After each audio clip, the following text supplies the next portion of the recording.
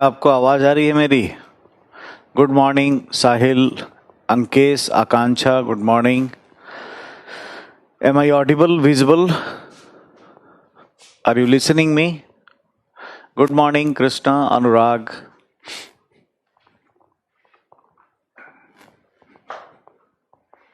Ram Ram, good morning.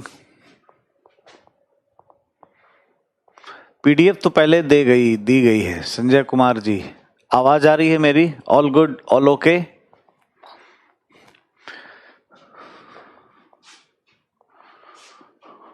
Good morning, good morning. Abhay Shukla, good morning. Ankesh, Dimpal, God bless you. Neha Bharti, God bless you. Parul, आपका बहुत बहुत स्वागत है। Shambhu, good morning, great morning. पहली बार लाइव क्लासेस ले, you are welcome. Suraj, you are welcome in my class. Shilpi Tripathi, good morning, good morning. अच्छा, नरेश गंगवार जी आपके चीफ सेक्रेटरी हैं। रानू बाबू, बहुत अच्छी बात है, गॉड ब्लेस यू, आप भी बनिए। एक बार अभय सर अन अकेडमी करके ढूंढना मिलेगी। सीएम खुद से सीएस चुन सकता है। आईएएस होना चाहिए संतोष, किसी को भी नहीं चुन सकता ना, आईएएस अफसर होना चाहिए। Good morning moon moment. Hindi medium में पब्लिक एडमिनिस्ट्रेशन हाईएस्ट मार्क्स कितना आ रहा है? 335, 315 ऐसे नंबर आया है ना। एक अली अहमद सिद्दीकी हमारे स्टूडेंट हैं जिनका 315 भी था। सरकार तो नागरिक के प्रति उत्तरदायी होती है, गवर्नेंस का सबसे बड़ा हितधारक सरकार को माना गया है, जबकि सरकार तो इसमें क्या कहना चाहते हैं आप? क्वेश्चन क्या है? ठीक है, स्टेट पीसीएस का टेन्योर, पीएस प्रिंसिपल सेक्रेटरी का टेन्योर फिक्स है? नहीं, फिक्स नहीं है ना, वो सरकार के विल पे निर्भर करता है। ठीक है। Sweet morning Subhash, sweet morning. Ram Ram, Ram Ram Sahil. अच्छा, कुबेर सिंह जी का ये फर्स्ट क्लास है। You are welcome in my class. चलिए, आप सबका एक बार फिर से बहुत बहुत स्वागत है। ठीक, हम लोगों ने अभी गवर्नेंस में क्या काम किया है, तो एग्जीक्यूटिव की मशीनरी पे हम लोगों ने कुछ कामकाज किया था, देखा है उसमें। और अब हम लोग देखने जा रहे हैं कि यूनियन और स्टेट्स के रिलेशनशिप कैसे होते हैं। ठीक है, चलिए Vineet, thank you so much. कितना अंतर होता है आईएएस पीसीएस के एग्जाम में? अब तो अंतर हटता जा रहा है, इसी तरह के क्वेश्चन वहां पर भी आने लगे। यूपी पीसीएस में ऑलमोस्ट सेम है, राजस्थान में भी इसी तरह के क्वेश्चन आते हैं, है ना, आसानी से एग्जैक्टली आप देख सकते हैं। ठीक है, तो हम लोगों ने अब तक क्या देखा बच्चों? यूनियन एग्जीक्यूटिव के बारे में देखा। पहले हमने संघ में काम किया, है ना, यूनियन की मशीनरी में हमने काम किया और देखा, और राज्य के स्तर पर काम किया। इन दोनों का जो है देखने के बाद, कार्यपालिका के संबंधों को देखने के बाद, हमें ये भी देखना है कि इन दोनों के बीच जो है वो रिलेशनशिप कैसा है। तो कई जगह झगड़े होंगे, विवाद होंगे, कुछ मुद्दे नजर आएंगे, तो यहीं से हमें कुछ इश्यूज मिलेंगे जो हमें तैयार करने हैं, मुद्दे। ठीक है, यहां से इश्यूज होंगे, है ना। और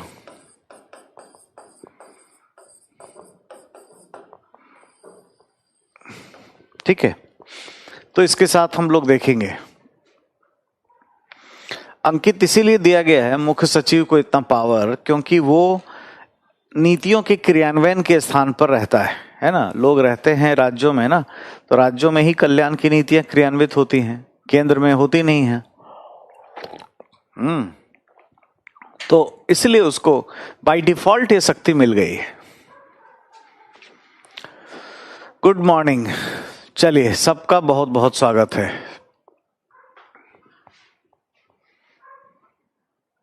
हाँ बिल्कुल, देवेंद्र बुला सकती है।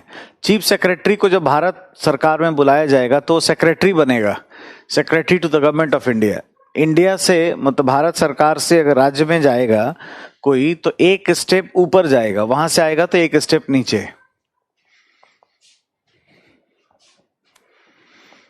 बिल्कुल सही बात है दीक्षा, वेरी वेरी गुड, बिल्कुल सही। प्रणाम राजीव, प्रणाम प्रणाम। चलिए, तो हम लोग इसी दो एरिया में काम हम लोगों ने अभी किया एग्जीक्यूटिव के स्तर पे। क्योंकि गवर्नेंस पढ़ने के लिए आपको कार्यपालिका की अंडरस्टैंडिंग का होना जरूरी है। जब तक आप एग्जीक्यूटिव मशीनरी के बारे में नहीं जानेंगे तब तक आप गवर्नेंस को समझ नहीं सकते हैं। और इसमें हमने प्रेसिडेंट, गवर्नर, है ना, प्राइम मिनिस्टर, चीफ मिनिस्टर, इन सब के बारे में देखा है। अगर किसी आईएएस अधिकारी का भारत सरकार में प्रमोशन हो जाता है तो राज्य में भेजा जा सकता है डीएम बनाकर। हाँ जी, देखो आईएएस होने के बाद किसी भी काडर में रहोगे ना, स्टेट काडर में, वहां डीएम हो सकते हो, एज सिंपल एज दैट। ऐसा हो सकता है। नोट्स करना जरूरी है या क्लास से हो जाएगा? देखो मैं क्लास बहुत डिटेल से ले रहा हूँ ऑलमोस्ट, जो भी टॉपिक है वो डिटेल से ले रहा हूँ। तो मेरे वाला जो एरिया है, अगर आपने कॉन्स्टिट्यूशन पॉलिटी अच्छे से कंप्लीट किया, जो कि कराया जा रहा है, तो आपका गवर्नेंस वाला पार्ट बिल्कुल वीक नहीं रहेगा। और मुख्य परीक्षा में इसी एरिया से ज्यादा क्वेश्चन आता है, क्योंकि ये डायनेमिक पार्ट है ना, और करेंट से भी जुड़ा हुआ है, इसलिए यहां से ज्यादा क्वेश्चन मिलते हैं, है ना। अब इसमें मुद्दे क्या क्या हमें पढ़ने हैं, आइए जरा। हाँ, मुख्य सचिव का थोड़ा स्वरूप जो है बिल्कुल अंकित सही है, बट ये सब लोक प्रशासन ऑप्शनल ले लो ना, तब पढ़ना है ये सब। अंकित ये सब जीएस में नहीं जानना है। पब्लिक एडमिनिस्ट्रेशन और डेप्थ में जानने के लिए पब्लिक एडमिनिस्ट्रेशन ऑप्शनल पढ़ो, यहाँ पे रिक्वायर्ड नहीं है, वरना मैं बताता। हाँ जी हेमंत, बिल्कुल बिल्कुल। बैकग्राउंड एग्रीकल्चर का है तो एग्रीकल्चर रख सकते हो, लेकिन थोड़ा सा हिंदी माध्यम के लिए बहुत अच्छा नहीं है ये विषय, ये थोड़ा सा ध्यान रखिएगा। किसी बुक में पढ़ा कल की सरकार गवर्नेंस का सबसे बड़ा हितधारक होती है, कैसे? देखो डिम्पल, सरकार ही तो इसको करेगी ना। गवर्नेंस की क्या परिभाषा है, क्या पढ़े हो? जब सरकार नागरिकों से नजदीकी स्थापित करे, ठीक है, और मार्केट और सिविल सोसाइटी की सहायता से संसाधनों का प्रबंधन करे। सरकार का लक्ष्य क्या है? अच्छे से अच्छे गुड्स एंड सर्विस डिलीवरी करना। और जब गवर्नेंस करते हैं, बाजार की सहायता से भी काम करते हैं, तो आप ही का लक्ष्य तो पूरा होता है। मान लो कोई कल्याण के कार्यक्रम सरकार चलाना चाह रही थी, उसकी अपनी नौकरशाही में खूब भ्रष्टाचार है, नहीं चला पा रही है, और किसी मार्केट फोर्सेस से, सिविल सोसाइटी या एनजीओ की सहायता से चला देती है, तो हितधारक कौन हुई? फायदा किसको हुआ? सरकार ही का तो काम था वो, इसलिए उसको कहते हैं। तो ठीक पढ़ा आपने, जहां भी लिखा था।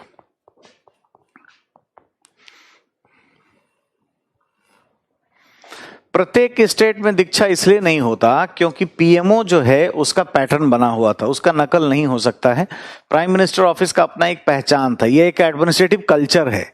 लेकिन आप बहुत सारे राज्यों में चीफ मिनिस्टर बता रहे हैं, और एग्जैक्टली आप ये ध्यान रखोगे कि मुख्यमंत्री जो है आर्टिकल 166 के तहत राज्यपाल के थ्रू ऐसे नियम बनाने की शक्तियों से ऐसा कर सकते हैं, इसलिए कुछ राज्यों में दिखाई देता है।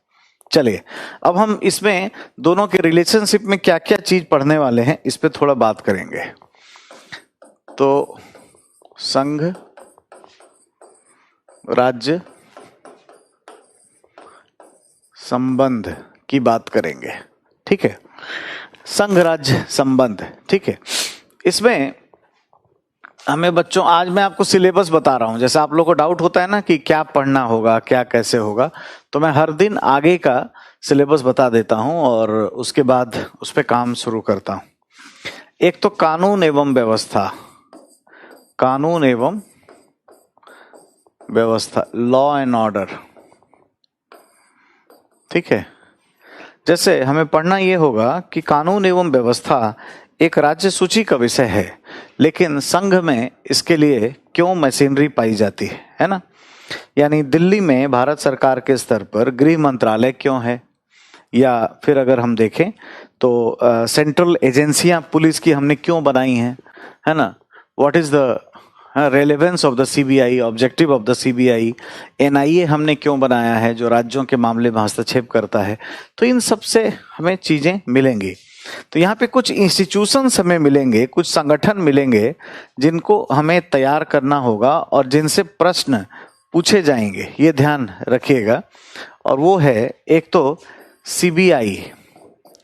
सीबीआई को लेकर के क्या विवाद है, तो आप पढ़ेंगे इसमें सीबीआई हमने क्यों बनाया, ठीक है, सेंट्रल ब्यूरो ऑफ इन्वेस्टिगेशन क्यों हमने बनाया, किस तरीके से ये काम करती है, इसको लेकर के केंद्र और राज्य का झगड़ा क्यों है, क्यों ममता बनर्जी के यहाँ सीबीआई वाले जब गए तो उनकी पुलिस ने कॉपरेट नहीं किया कलकत्ता में और मारपीट शुरू हो गया, और एक तरीके से भारत सरकार बनाम पश्चिम बंगाल सरकार का विवाद बन गया, मुख्यमंत्री धरने पर बैठ जाते हैं। अभी सुशांत के मामले पर ऐसा हम अगर देखें तो ऐसा क्यों है कि एक किसी एक्टर, किसी नौजवान खिलखिलाते हुए एक्टर का आत्महत्या या मर्डर जो भी होता है, अब वो एजेंसियां बताएंगी कि क्या एक्चुअल में है। जांच के लिए बात होती है तो सरकारें लड़ जाती हैं, एग्जैक्टली ये क्या है, ठीक है। तो इस तरीके की समस्या दो राज्यों के बीच में, जैसे डीजीपी चाहते हैं कि भाई ये हमारे आईपीएस अफसर जाएं वहां पे जांच करें, तो बिहार बनाम जो है महाराष्ट्र का विवाद, मतलब संघीय विवाद यहाँ दिखाई देता है। भारत सरकार और राज्य का विवाद भी दिखाई देता है। तो इस एजेंसी को लेकर के मुद्दे क्या हैं, हमें एक तो ये पढ़ना है। प्लस हमने एनआईए बनाया है। एनआईए 26/11 की घटना के बाद 2008 में ये घटना हुई थी, हमारे होटल्स पर अटैक हुए, हमारे शेयर मार्केट पर अटैक हुए, है ना, रेलवे स्टेशंस पर, धार्मिक संगठनों पर अटैक हुए। उसके बाद हमने एक संस्था बनाई जिसका नाम है नेशनल इन्वेस्टिगेशन एजेंसी, और ये अमेरिकी एफबीआई की भांति इंटर जुरिस्डिक्शनल बाउंड्री रखती है और राज्यों में जाकर के स्यो मोटो इन्वेस्टिगेशन करती है, अपने आप में हस्तक्षेप करके जांच करती है, जबकि सीबीआई ऐसा नहीं कर सकती। तो एनआईए को लेकर के झगड़ा क्या है, क्यों कश्मीर में कहा जाता है कि एनआईए जो है तंग कर रही है, या अलगाववादी नेता इसका क्यों विरोध करते हैं एनआईए का, या और भी दूसरे लोग राज्यों के जो क्षेत्रीय दल हैं वो एनआईए का विरोध क्यों करते रहते हैं, ये सारी बातें हम समझेंगे। और देखो यही सब मुख्य परीक्षा में आएगा, और कुछ आने वाला नहीं है, यही सब आता है, डायनेमिक चीज आता है, ठीक है। इवन कॉन्स्टिट्यूशन से भी अगर मूल अधिकार भी पढ़ोगे ना, जिसने डायनेमिक तरीके से नहीं पढ़ा उसको नहीं मिलेगा आंसर, वो नहीं लिख पाएगा। आरक्षण पे मान लो सवाल आएगा अगर, तो अगर किसी ने पढ़ा है कि आर्टिकल 15-16 में क्या लिखा है, इंदिरा साहनी केस रट गया और ना, है ना, एक तो नागराजन वाद उसने रट लिया, तो उससे वो आरक्षण पर आंसर लिख देगा मेंस में, ऐसा नहीं है। वो उसको घुमा देंगे, ट्विस्ट कर देंगे, ऐसा कह देंगे कि जब तक ई गवर्नेंस मजबूत नहीं होगा तब तक आर्थिक आधार पर आरक्षण जो है उसका संचालन भारत में नहीं किया जा सकता है। क्या आप इससे सहमत रखते हैं? बस हवाइयां उड़ जाती हैं। बच्चे संविधान पढ़े हुए हैं, जानते हैं, लेकिन वो लिख नहीं पाते हैं, ठीक है। अंबुज हर टॉपिक का मेंस का क्वेश्चन दे दिया करे। दे तो रहा हूं, हर दिन क्वेश्चन दे रहा हूं। क्या दे रहा हूं कि नहीं दे रहा हूं जी? आप लगता है आज ही आए हो क्लास में, इससे यही साबित हो रहा है। हर दिन मैं क्वेश्चन देता हूं, जो टॉपिक पढ़ाता हूं उससे जो डायमेंशन बनते हैं, कल भी पढ़ाया था तो कल भी दिया था, पिछले दिन भी दिया होगा, उसके पिछले दिन भी दिया होगा, हर दिन देता हूं, ठीक है। तो एग्जैक्टली थोड़ा सा सिंसियरली देखा करो उसको, या अगर पिछले वीडियोस को नहीं देखे होगे तो उसको पढ़ो, वहां से मिलेगा, ठीक है। इतना ही नहीं, एक और संस्था है जिसका नाम है एनसीटीसी, है ना, नेशनल काउंटर टेररिज्म सेंटर, ठीक है। तो ये भी जो है हमने बनाई है। अमेरिका में इसकी स्थापना तब हुई जब 9/11 की घटना हुई थी, है ना, और उसके बाद 2004 में ये एग्जैक्टली एनसीटीसी जैसी संस्था आई, नेशनल काउंटर टेररिज्म सेंटर, ठीक है। एग्जैक्टली आपको इसके बारे में भी तैयारी करना है। हालांकि भारत में एनसीटीसी बन नहीं पाई है। जो आज हमारे प्रधानमंत्री जी हैं, ये राज्यों में मुख्यमंत्री थे, राज्य में गुजरात में उस समय जब इसके लिए प्रपोजल लाया गया था, और वो टाइम था 2012, तो उन्होंने भी विरोध किया था। 13 से ज्यादा राज्यों के मुख्यमंत्रियों ने इसका विरोध किया, तो ये अपने आप में हो नहीं पाया था। यहां से भी क्वेश्चन पूछे जाएंगे, ठीक है। ये क्वेश्चन मैं आपको बता रहा हूं कि आप पढ़ रहे हो मुझसे सेकंड पेपर में, लेकिन यही क्वेश्चन, ये सारे जो इंस्टीट्यूशंस हैं, इनसे रिलेटेड क्वेश्चन इंटरनल सिक्योरिटी में आ जाएंगे। इंटरनल सिक्योरिटी में कई बार पुलिस रिफॉर्म पर ऐसे आ सकता है, निबंध आ सकता है। तो गवर्नेंस का तीर ऐसे निकालोगे ना, ऐसे 5-6 तीर बनेगा। रामायण महाभारत में देखे हो ना, कभी जाके इंटरनल सिक्योरिटी में लगेगा, कभी पॉलिटी में लगेगा, कॉन्स्टिट्यूशन में जाके लगेगा, निबंध में आएगा, जीएस पेपर 4 में आएगा, कहीं पे भी वो मिल सकता है। इवन थर्ड पेपर में भी क्वेश्चन आया हुआ है, राइट। कई जगह प्रश्न इसके मिलते हैं, और बड़ा इसीलिए बड़ा यूनिक किस्म का है, और चूंकि नया है और थोड़ा सा एग्जैक्टली मतलब इनोवेटिव तरीका है, तो काम हम लोग कर नहीं पाते हैं, इसलिए थोड़ा परेशान होते हैं। तो एक तो हमें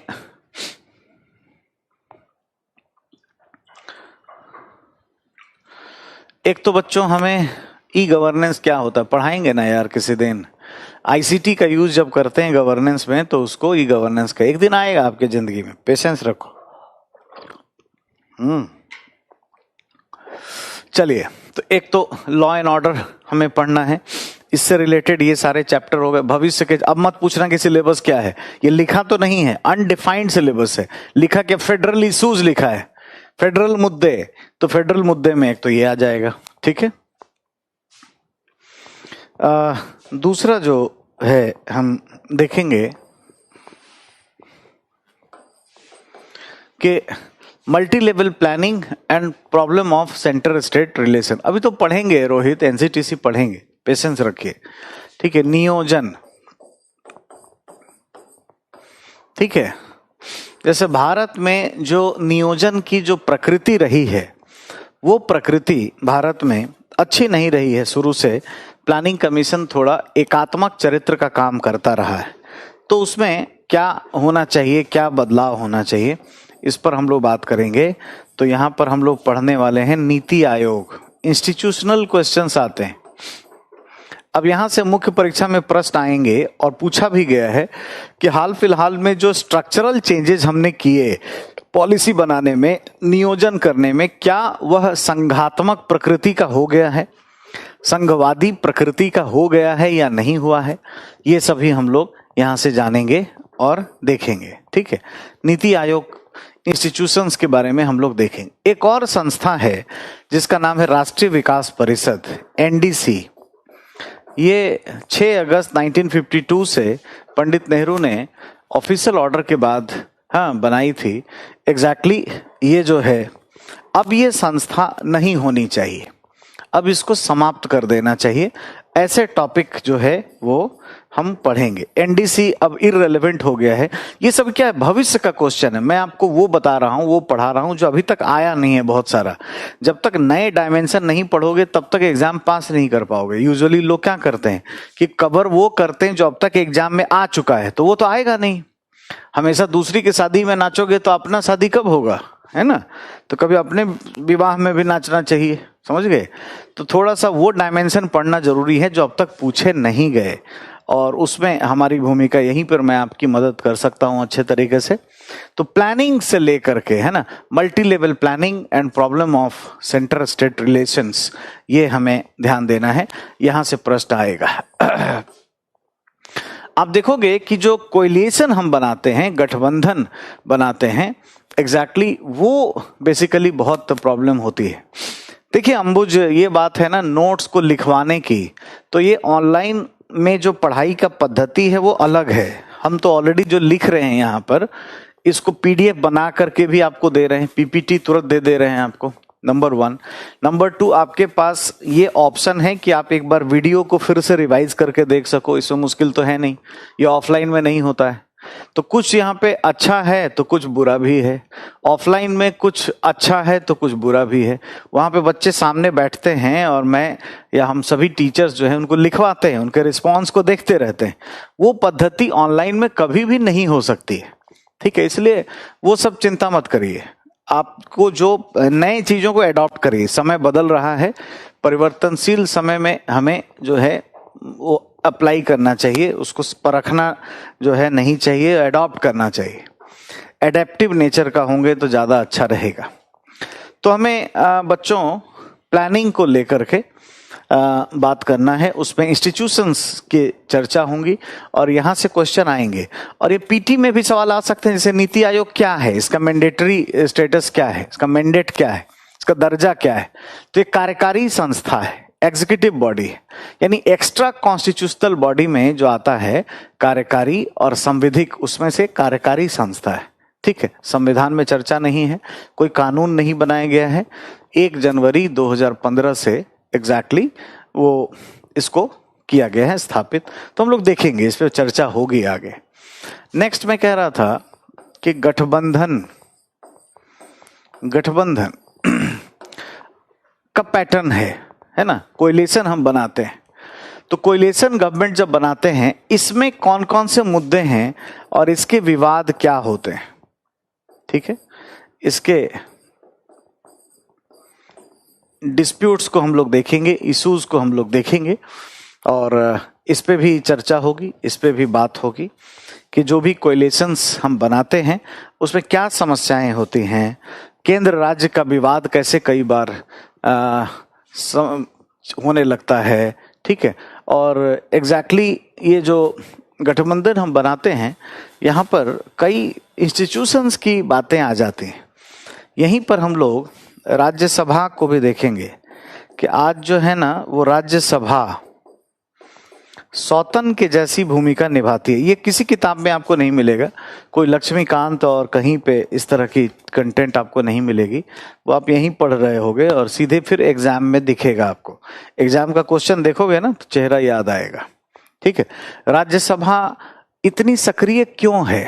आजकल राज्यसभा ये चाहती है कि बहुत ही जो है वो डिमांडिंग नेचर की हो गई है। लोकसभा के एक तरीके से वो अपने आप में देखें तो लोकसभा की एक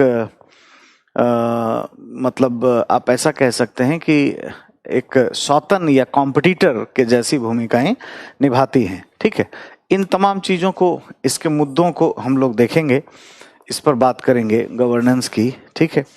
और ये सारे मुद्दे गठबंधन से लेकर के भी हमें यहाँ मिल जाएंगे। और इसके बाद नेक्स्ट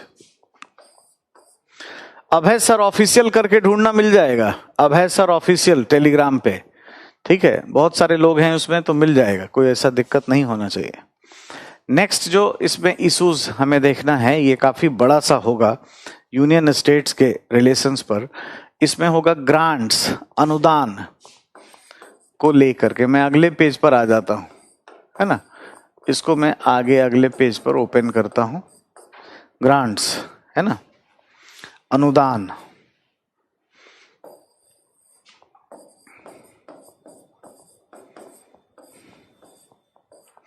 ग्रांट्स, ठीक है, अनुदान।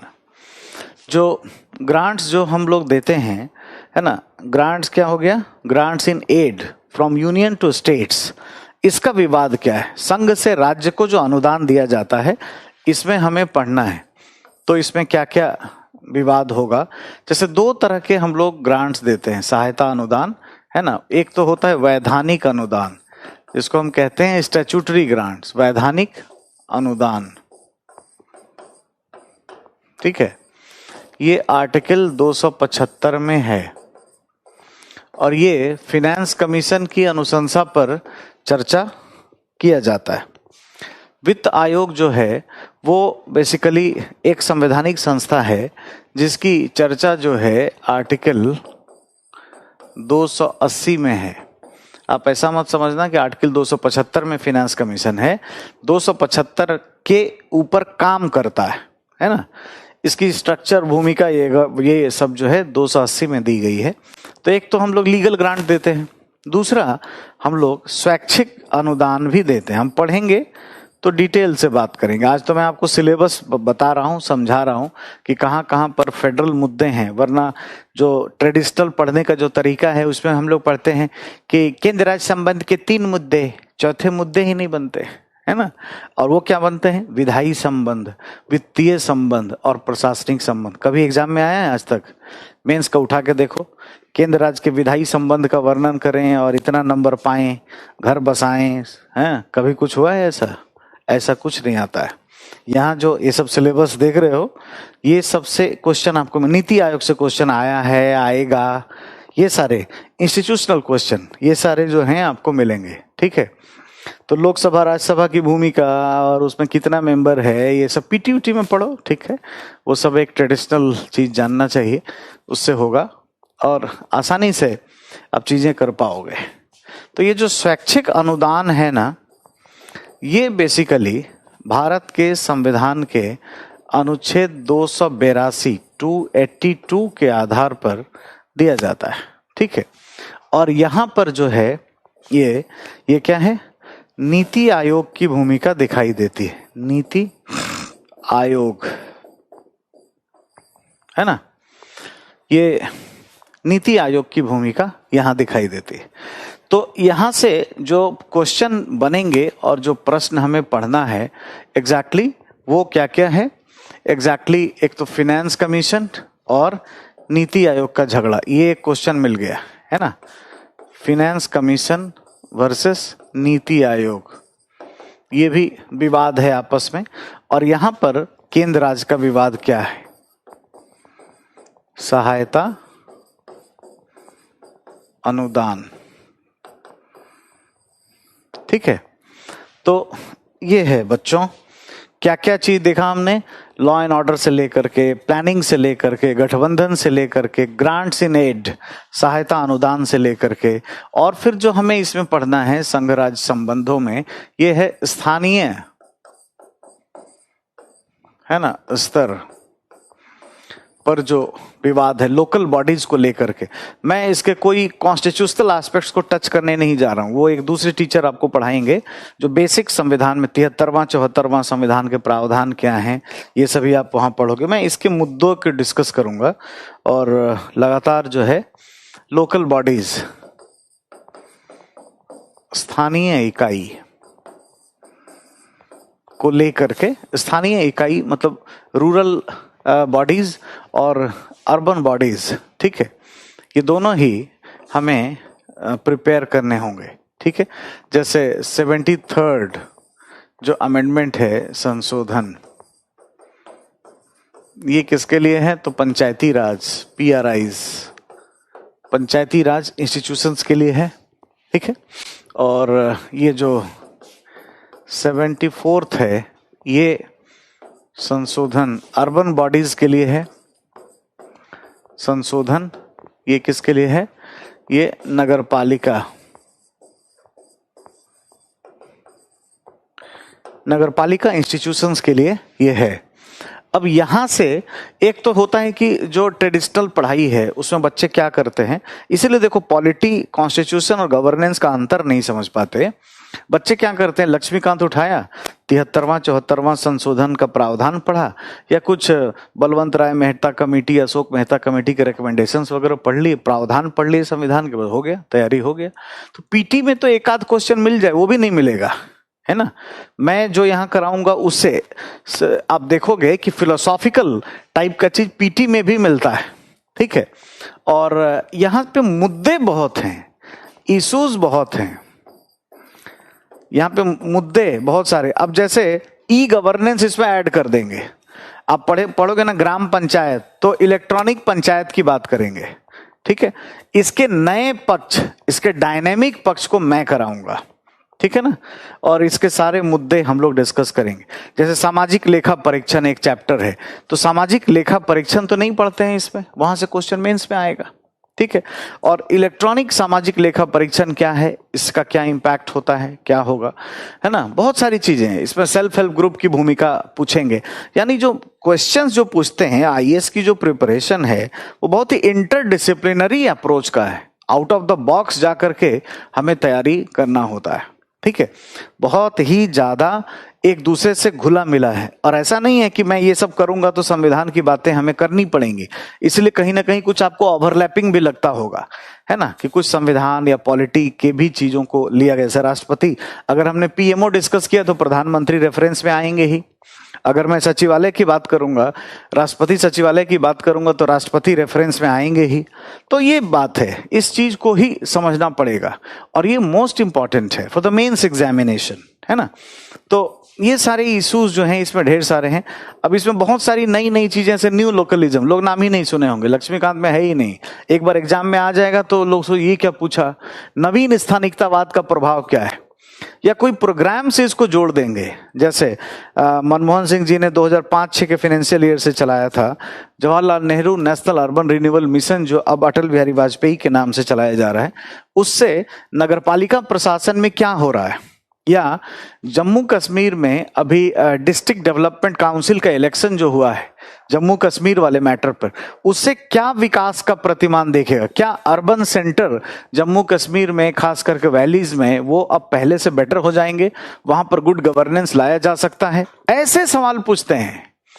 तो वो चीज गया, एक जमाना था जब हम ये 73वां 74वां पढ़ते थे और एग्जाम पास कर जाते थे, इसलिए सब आएगा नहीं, ठीक है। पीटी में भी नहीं आता है, बिलीव नहीं है तो आज ही क्लास के बाद बैठ करके क्वेश्चन देखना, तो होश ठिकाने आ जाएगा, समझ में आएगा कि किस लेवल पर जा करके यूपीएससी काम करती है। देखो बस क्या है, मान लो आप खूब मेहनती हो, ईमानदार हो, लेकिन अगर लक्ष्य आपका यहाँ पर है, थोड़ा ऊपर है, और आप यहाँ से फायर कर रहे हो खूब तेजी से, तो जाएगा थोड़ी, इसको ही उठाना पड़ेगा, यहां पर ला करके फायर करना पड़ेगा, ठीक है। बस ये डिफरेंस है, तो वही काम मैं कर रहा हूं आपके साथ, ठीक है, यही बात है। और वो धीरे धीरे आप कुछ समझ में आ जाएगा ना जिस दिन, उस दिन आपके लिए यूपीएससी सबसे, इसलिए यूपीएससी का एग्जाम या तो बहुत हल्का है या फिर बहुत टफ है। जिनके पल्ले नहीं पड़ता है या इसके एसेंस को नहीं समझ पाते ना, वो बस तैयारी ही करते रह जाते हैं 10-10, 15-15 साल से, ये नोट्स और नोट्स। मतलब जहां पांडे, शुक्ला, मिश्रा सब किताब पढ़ जाओ ना, कितना सारा किताब है, लक्ष्मीकांत, ये वो पॉलिटी का देखोगे, लोगों के पास एक बोरा किताब होगा, उनसे मेंस का क्वेश्चन करवाओ, उनको समझ नहीं आता है, वो नहीं बना पाते, ठीक है। तो एग्जैक्टली ये बात धीरे धीरे समझ आएगी जब थोड़े मेच्योर होंगे, या 1-2 साल लहू लुहान हो जाएंगे। बुरा मत मानना, आपको गलती नहीं करना है। सफल वो होता है जो दूसरे की भी गलती से सीखता है। तो कम एज में ही ये बात समझ जाओ, अपने पढ़ाई के तरीके को बदल करके तैयारी हमें करना है तो ठीक होगा, ठीक है, क्लियर है। तो अब आने वाले समय में यही सिलेबस रहेगा, फिर मत पूछना कि हम क्या पढ़ रहे हैं, क्लियर है। आज हमने अभी तक सिलेबस बताया। We will start from law and order, then we will proceed to the planning, then है ना coalition government, problem of coalition governments and all issues, ठीक है। और एग्जैक्टली यहाँ पर है ना ग्रांट्स, और फिर ये लोकल बॉडीज, ठीक है। चलिए अब आ जाते हैं कानून एवं व्यवस्था, लॉ एंड ऑर्डर, ठीक है। लॉ एंड ऑर्डर,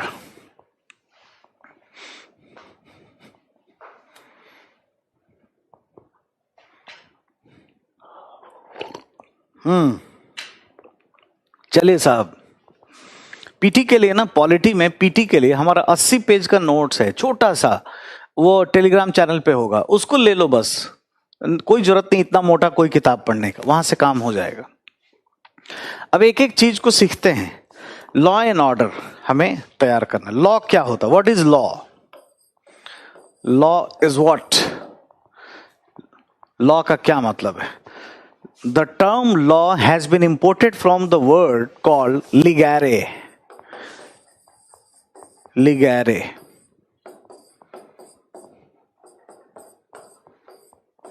ठीक है, लिगैरे से लिया गया है, ठीक है। लिगैरे से ये वर्ड लिया गया, इसका मतलब क्या होता है? ये लैटिन टर्म है लिगैरे, ये लैटिन शब्द है, इसका मतलब होता है टू बाउंड, ठीक है, बांधना। To bound, to bound. लेकिन लॉ जो है बांधता नहीं है, कानून बांधता नहीं है, कानून मोक्ष प्रदान करता है, कानून मुक्ति प्रदान करता है। कानून का लक्ष्य बांधना नहीं है, इसका लक्ष्य क्या है? लिबर्टी से है, लिबर्टी, स्वतंत्रता की तरफ ये जा रहा होता है। ठीक है, ये बात हमें ध्यान देना चाहिए। तो एग्जैक्टली हमें इस तरीके से बातों को समझना और जानना है। परिभाषा क्या है लॉ की? Law is what? क्या लॉ जो है वो वही है जो संसद के द्वारा कोई संकल्प पारित किया जाता है? सत्यम बहुत सारे नहीं मिला आपको, अभेस और ऑफिशियल ढूंढिए ना, मिल जाएगा। वहां पर भी है, TEM करके उसका टाइटल होगा, टेम, TEM, टेम, टेम, मिल जाएगा। लॉ सिर्फ वो नहीं है जो संसद के द्वारा, है ना, मतलब एक संकल्प के रूप में पारित किया जाता है, बल्कि लॉ में वो सारी चीजें भी शामिल होती हैं जैसे प्रथा, परंपरा, रूढ़ियां, ठीक है। और एग्जैक्टली इसमें कैनन्स भी शामिल है, आध्यात्मिक संगठन भी, उनके भी विचार इसमें शामिल होते हैं, या धार्मिक आध्यात्मिक संगठनों के जो निर्देश होते हैं वो भी कानून में शामिल होता है ना।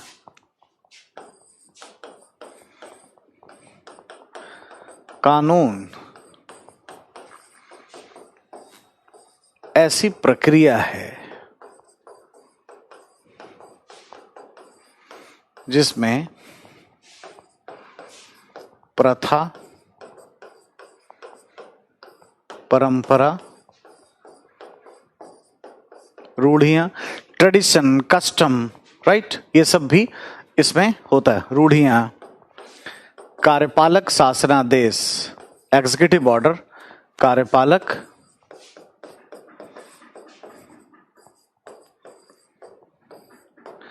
एग्जीक्यूटिव ऑर्डर,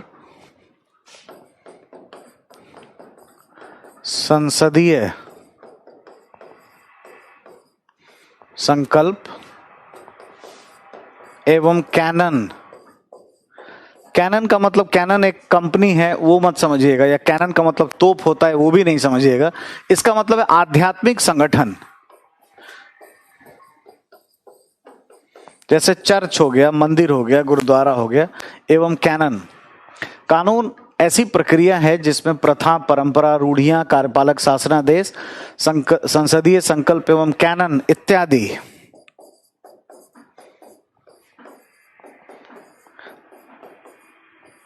शामिल होते हैं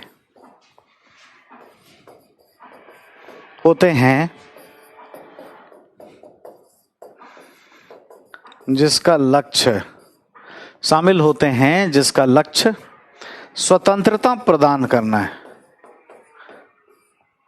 स्वतंत्रता प्रदान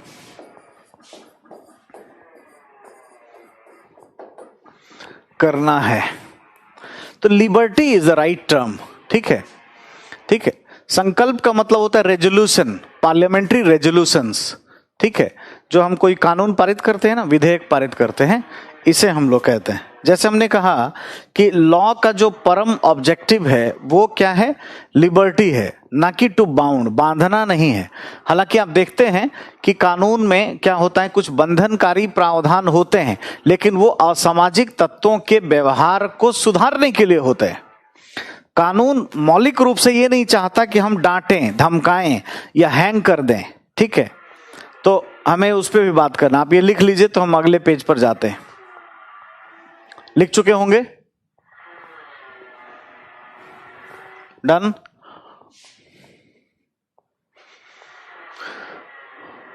अगले पेज पे पहुंचू मैं? डन। तो फिर हमें ये समझना है कि लॉ में यदि प्रथा, परंपरा, रूढ़ियां ये सब होती हैं, और आप देखोगे तो भारत के संविधान के आर्टिकल 13 में इसी तरीके से परिभाषित किया गया है। Article 13 of the constitution of India, इसमें लॉ को इसी अंदाज में परिभाषित किया गया है। इसमें प्रथा भी है, परंपरा भी है, सब कुछ है। और जब रूल ऑफ लॉ पढ़ोगे तो आर्टिकल 14 के समय इसकी अत्यधिक आवश्यकता आपको पड़ेगी। ठीक है। दूसरा आपको ये जानना है बच्चों कि एग्जैक्टली ये जो लॉ है इसमें बंधनकारी प्रावधान क्यों है। ठीक है, एग्जैक्टली ये बात समझना है। कानून में, लॉ में बंधनकारी प्रावधान क्यों?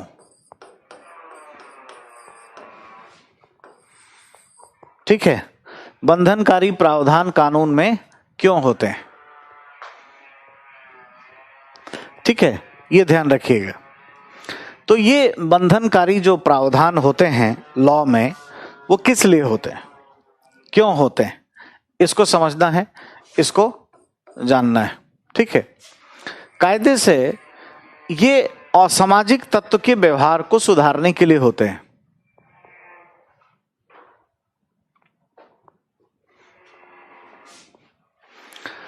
देखो, ऐसी प्रथा और परंपरा जो प्रोग्रेसिव हैं वो लिबर्टी को प्रमोट ही करते हैं। जैसे अमेरिका में प्रथा, यूके में, ब्रिटेन जो प्रथा परंपरा से चलता है, वहां तो क्या है, लिबर्टी को प्रमोट ही किया जाता है। ठीक, कभी उसको बंधन में तो डाला नहीं जाता है। ब्रिटेन ही है जहां पर रॉबिन हुड जैसा कोई व्यक्ति 1200 एंड समथिंग में नॉटिंघम में आया और वो राजशाही के अगेंस्ट में उसने क्या किया, क्लेम किया। ठीक है, और उसकी आलोचना वहां पर की गई। राइट। चलिए, तो लॉ में बंधनकारी प्रावधान होते हैं तो क्यों होते हैं, इसको जानना है।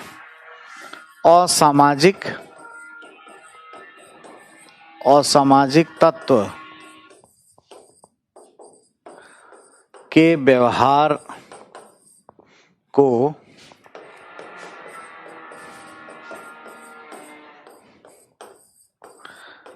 सुधारने के लिए, है ना। और मृत्यु दंड तब दिया जाता है जब ऐसा लगे कि अब ये सुधर नहीं सकता है, अब कोई ऐसा ह्यूमन एक्शन हुआ है जिसमें सुधार की कोई गुंजाइश नहीं है, तभी हम लोग मृत्यु दंड या कैपिटल पनिशमेंट देते हैं। अंडरस्टैंड, ये आपको ध्यान में रखना चाहिए। तो ये एक ऐसी प्रक्रिया है जिसमें इतनी सारी चीजें, तो अब लॉ को ऐसा मत समझिएगा कि वो एक संकुचित परिप्रेक्ष्य का कोई विषय है, ये बड़े ही वृहद परिप्रेक्ष्य में दिखाई देता है।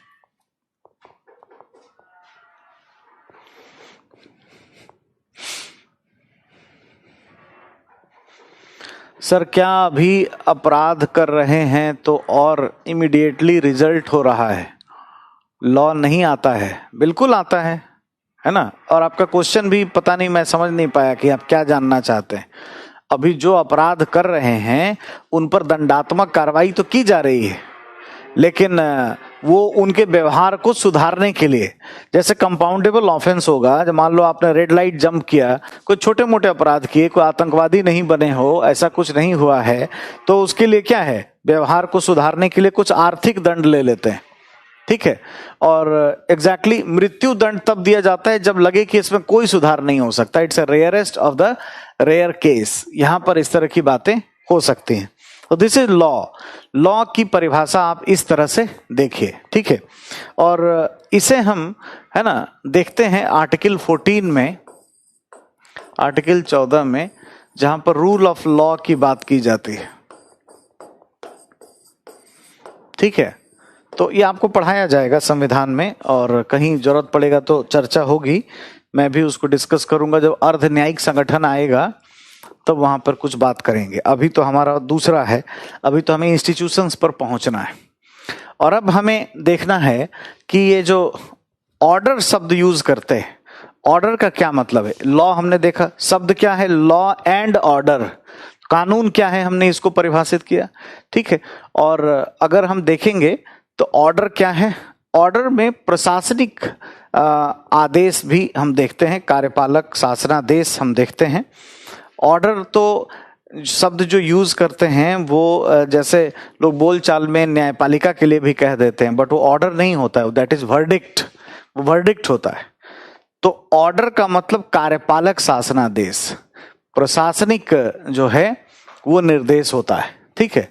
अब ये दोनों ही चीज कानून एवं व्यवस्था, ऐसा एक मुद्दे हम लोग बढ़ रहे हैं आगे, उसके तरफ जा रहे हैं कि कानून एवं व्यवस्था एक राज्य सूची का विषय है, फिर भी दिल्ली में क्यों है पुलिसिंग की एजेंसी, ये एक लिखना है आपको।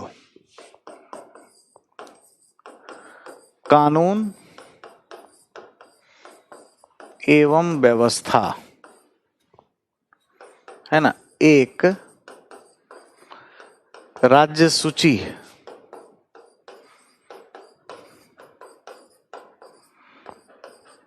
का विषय है। कानून एवं व्यवस्था एक राज्य सूची का विषय है, ठीक है। फिर भी केंद्र ऑब्लिक संघ पुलिसिंग में सक्रिय क्यों,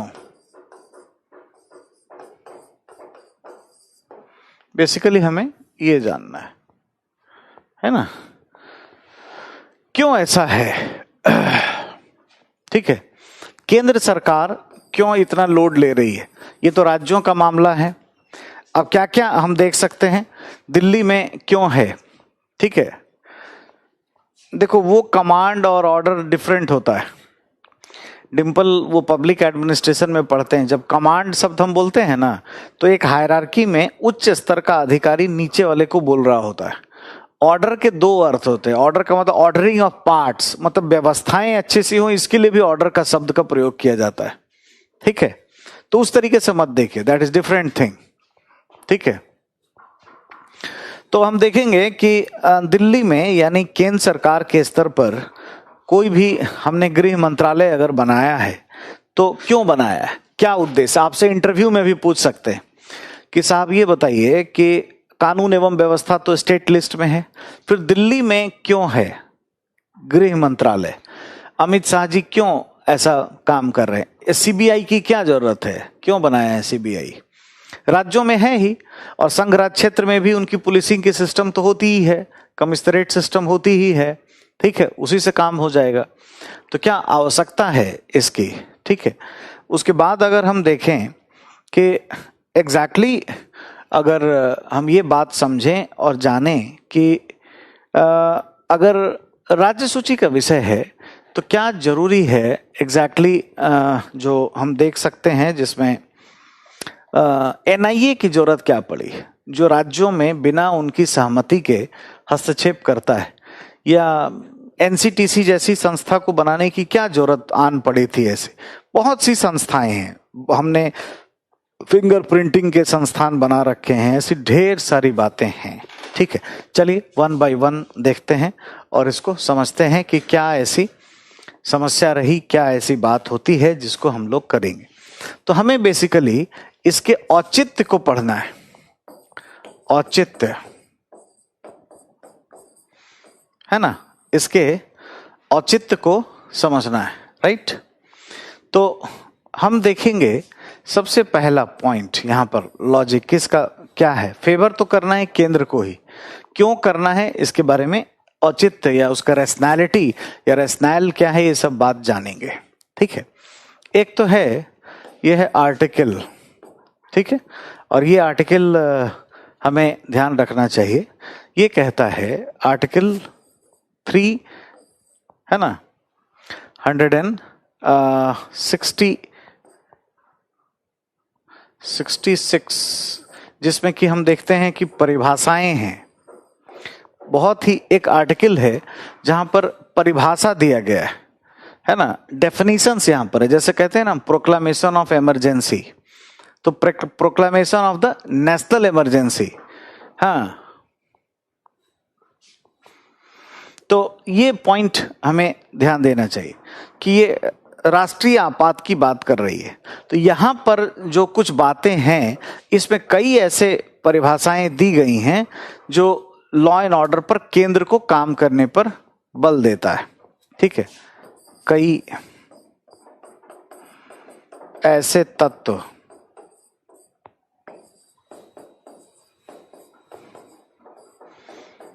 शामिल जिसमें,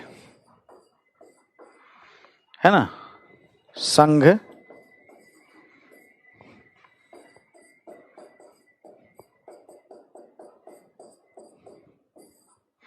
पुलिसिंग का कार्य करे, इसके लिए एक यहां से हमें स्टफ मिलता है, एक बात होती है।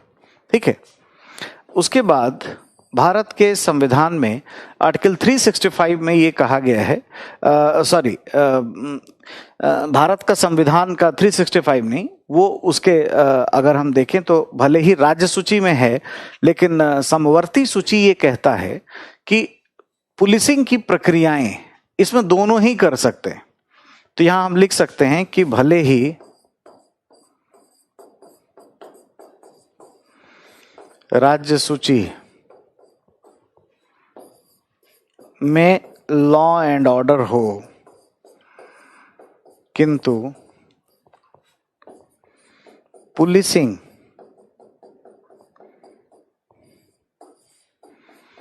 की प्रक्रिया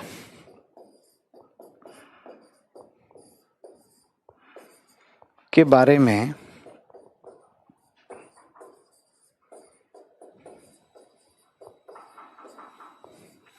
पुलिसिंग की प्रक्रिया के बारे में प्रावधान, है ना, समवर्ती सूची, समवर्ती सूची में दिए गए। ठीक है, तो एग्जैक्टली समवर्ती सूची में क्या है, मैं अगले पेज पर आता हूं, आप लिख चुके होंगे अगर, तो कायदे से देखेंगे तो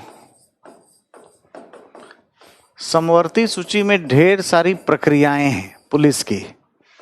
ठीक है, प्रक्रियाएं, और इसमें ये कहा गया है कि जैसे Indian penal code, criminal procedure code, दहेज प्रक्रिया, है ना, इत्यादि, ये सब इसी में है। और इसी के आधार पर पुलिस एडमिनिस्ट्रेशन चलाया जाता है, पुलिस एडमिनिस्ट्रेशन चलाया जाता है।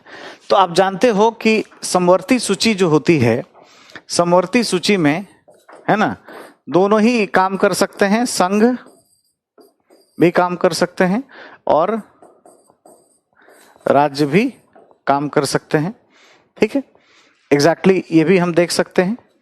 तो अपने आप में ये बहुत एक सिंपल व्यवस्था ऐसी की गई है जो दिल्ली ही करे, भारत सरकार ही ऐसे करे तो बहुत ही अच्छा होगा, वरना ये काम नहीं हो पाएगा। ठीक है, अगर आप देखें और समझें, मान लीजिए कि लॉ एंड ऑर्डर राज्य सूची में ही है, पुलिसिंग करने के लिए, रोहित ने पूछा है पुलिसिंग क्या होता है। पुलिसिंग एक टर्म है जो पुलिस एडमिनिस्ट्रेशन के लिए कहते हैं। पुलिस का संचालन कैसे करोगे, पुलिस प्रशासन समझो।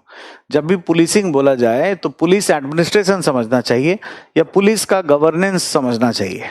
ठीक है, अगर मान लो कि ये राज्य में ही रहता तो एक मान लो बिहार की लड़की विवाह करके यूपी चली जाती है और बिहार में दहेज के लिए अलग प्रक्रियाएं और यूपी में अलग प्रक्रियाएं होती और उसके साथ प्रताड़ना की जाती, तो कहां केस करने जाती हो। मान लो पुलिस का सिस्टम बिहार में अलग हो जाए, प्रक्रिया वाला, केस रजिस्टर कैसे होगा, क्रिमिनल जस्टिस सिस्टम पे काम कैसे होगा, ये बिहार में अलग हो, यूपी में अलग हो, पंजाब में अलग हो, तो बड़ा भेदभाव हो जाएगा ना, मुश्किल होगा। तो इसके लिए दिल्ली को एग्रेसिवली काम करना ही पड़ता है, क्योंकि ये सारा क्या है, केंद्र की तरफ से कानून ऐसा बनाया गया है, तो केंद्र का हस्तक्षेप तो इसमें होगा ही होगा। ठीक है, ये जरूरी है। तो दो बातें हमने इसमें देखी। अब हम तीसरी बात की तरफ जा रहे हैं, क्या औचित्य है, क्यों केंद्र जो है ये ऐसा करता है। ऐसा हम देखेंगे कि ऐसा कहा गया है हमारे संविधान में कि भाई संघ राज्य की सुरक्षा और संरक्षा के लिए काम करेगा। संघ राज्य की सुरक्षा एवं संरक्षा हेतु कार्य करेगा। ये हमारा कॉन्स्टिट्यूशन कहता है। ठीक है। अब अगर ऐसा है कि राज्यों की सुरक्षा केंद्र के हाथ में, यहां से अगर देखिए तो हमें पॉइंट्स क्या मिले, औचित्य क्या मिल रहा है, राज्य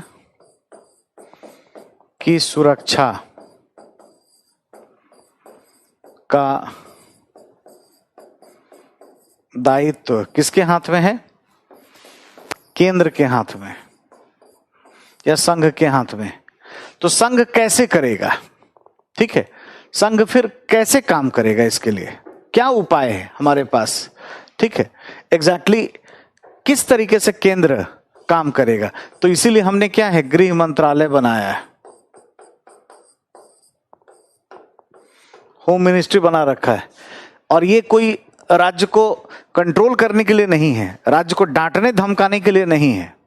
ये क्यों है, राज्य को सहायता करने के लिए, क्योंकि ऑलरेडी ये काम दिया गया है, संविधान के द्वारा ही ये बात बताई गई है, ये दिया गया है, ठीक है। और इसीलिए हमने सीबीआई बनाई है, क्योंकि इन्वेस्टिगेशन अच्छा हो सके राज्य में। राज्य का बहुत अच्छा नहीं, अभी बात करेंगे क्यों नहीं है, पुलिसिंग क्यों खराब है, इसीलिए हमने एनआईए बनाई है, इसीलिए हम बहुत सारी पुलिसिंग की संस्थाएं करते हैं, इत्यादि इत्यादि। केंद्र इसीलिए करता है क्योंकि स्टेट की सिक्योरिटी हम तो दे ही नहीं सकते अगर हम ये सभी सिस्टम ना बनाएं या पुलिसिंग की व्यवस्थाएं अगर ना करें। तो इसलिए सेंटर लेवल पर पुलिसिंग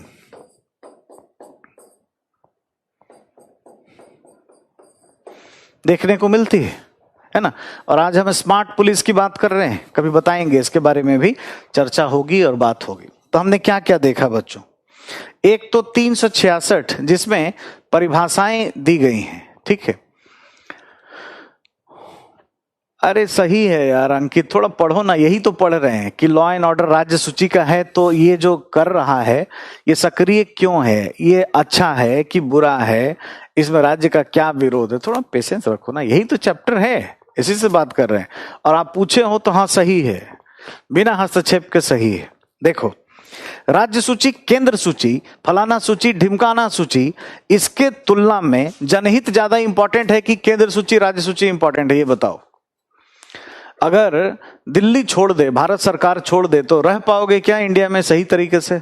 पुलिस देखे हो, जो राज्य की पुलिस होती है, पुलिसिंग कैसा होता है। यहां खड़ा होगा पुलिस वाला 3 किलोमीटर आगे पेट होगा, एक बार दौड़ेगा तो हार्ट अटैक हो जाएगा। और 1942 का निकालेगा राइफल, वो फट फुट करके एक भी गोली नहीं चलेगा, 50-60 गोली आतंकवादी मार के चला जाएगा।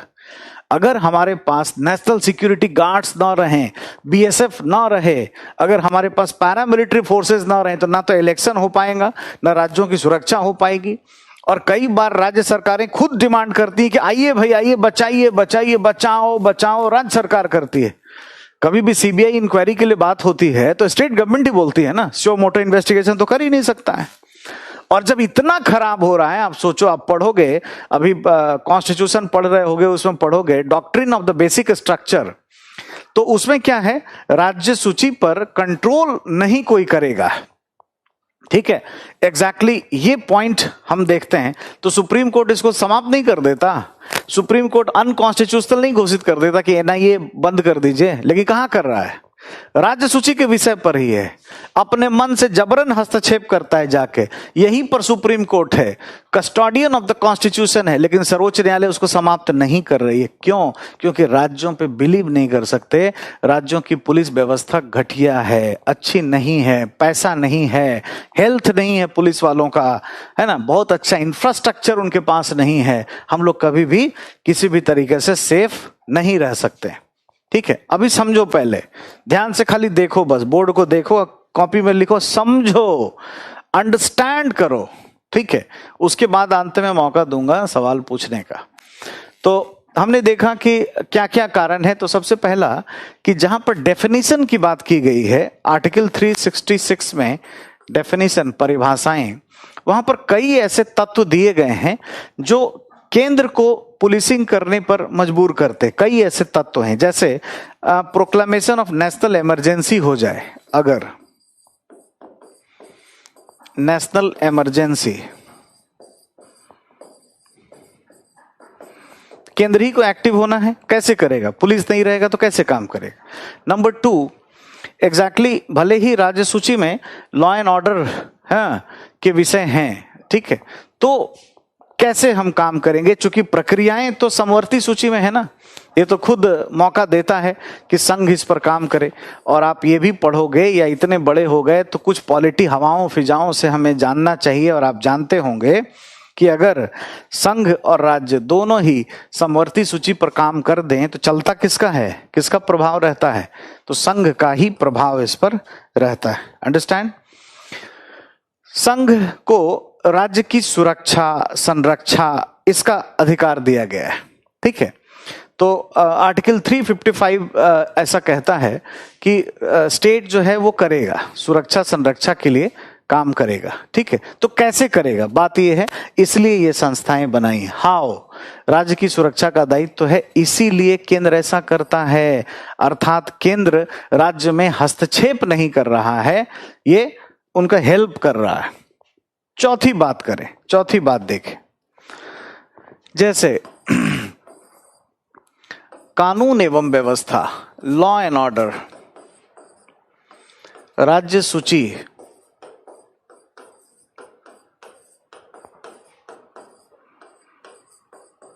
का विषय है,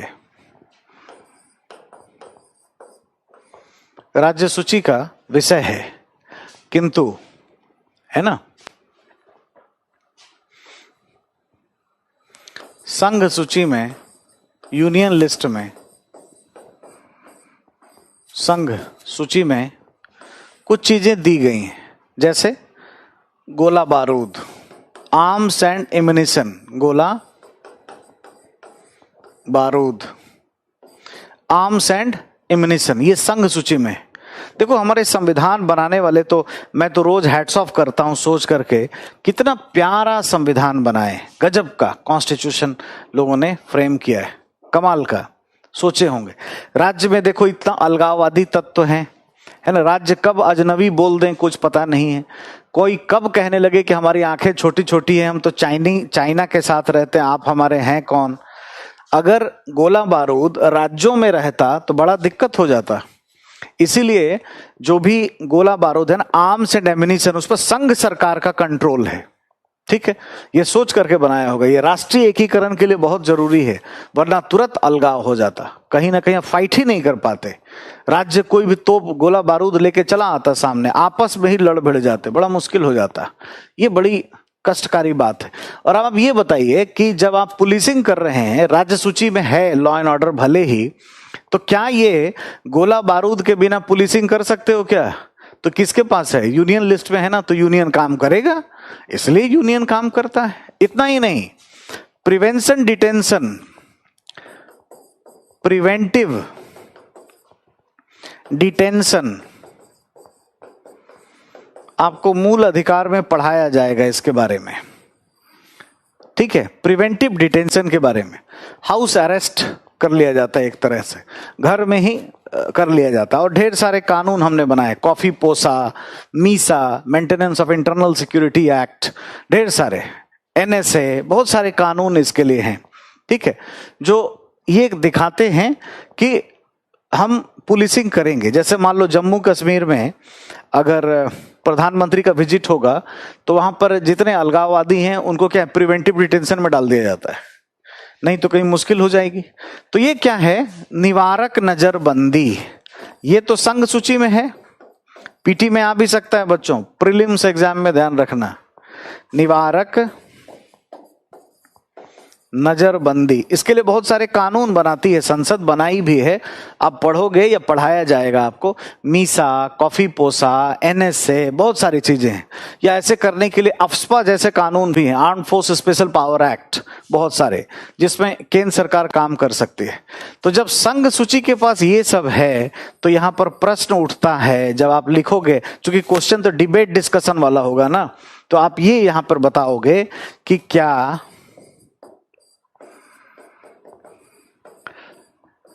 इसके बिना पुलिसिंग यानी पुलिस प्रशासन संभव है? सवाल उठता है नहीं। ठीक है, एग्जैक्टली यही कारण है, इसी वजह से संघ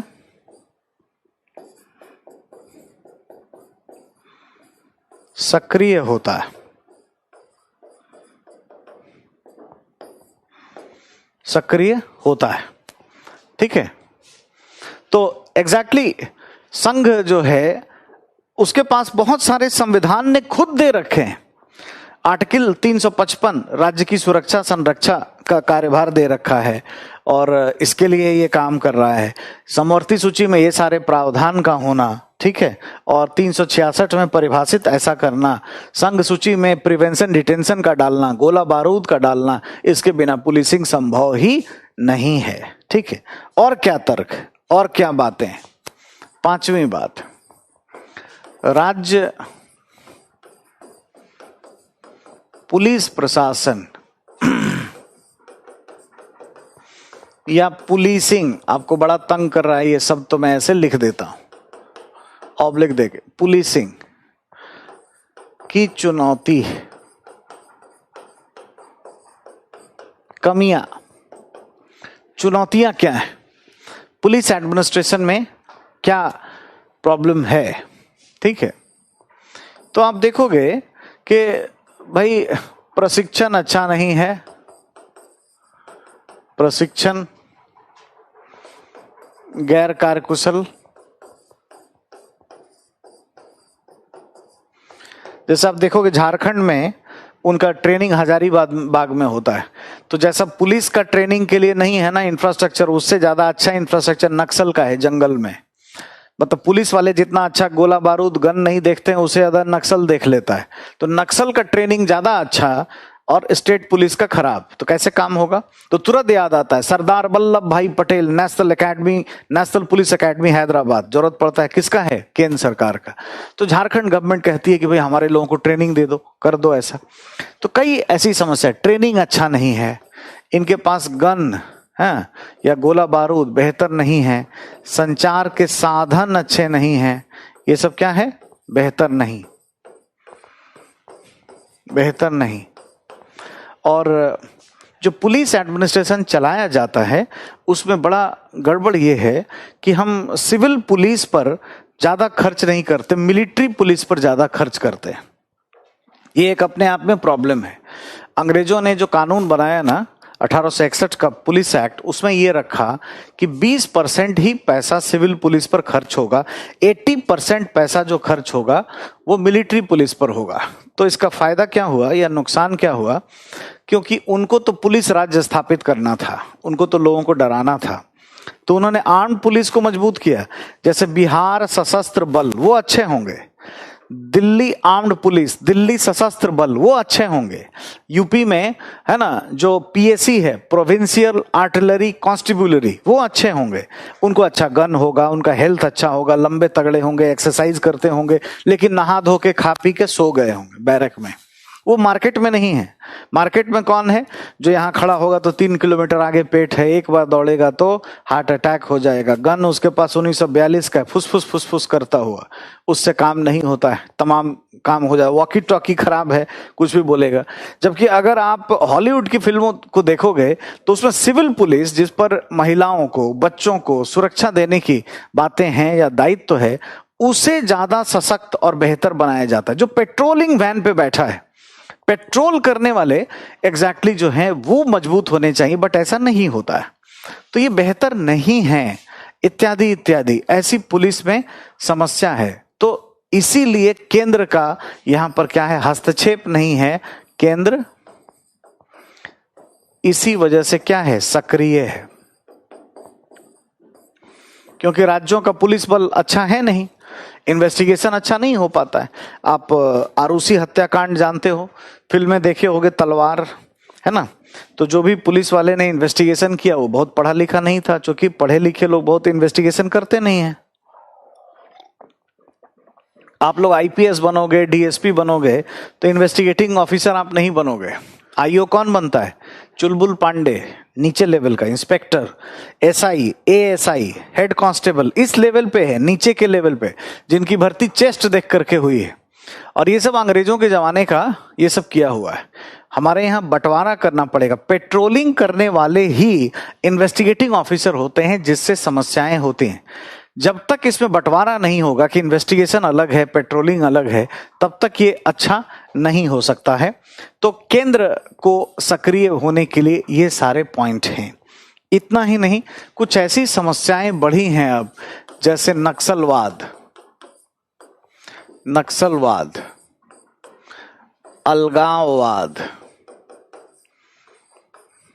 अलगाववाद इत्यादि समस्याओं से निपटने के लिए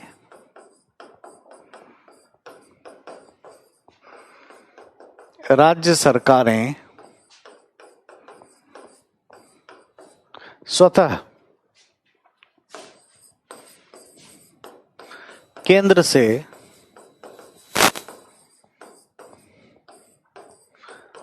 हस्तक्षेप करने की मांग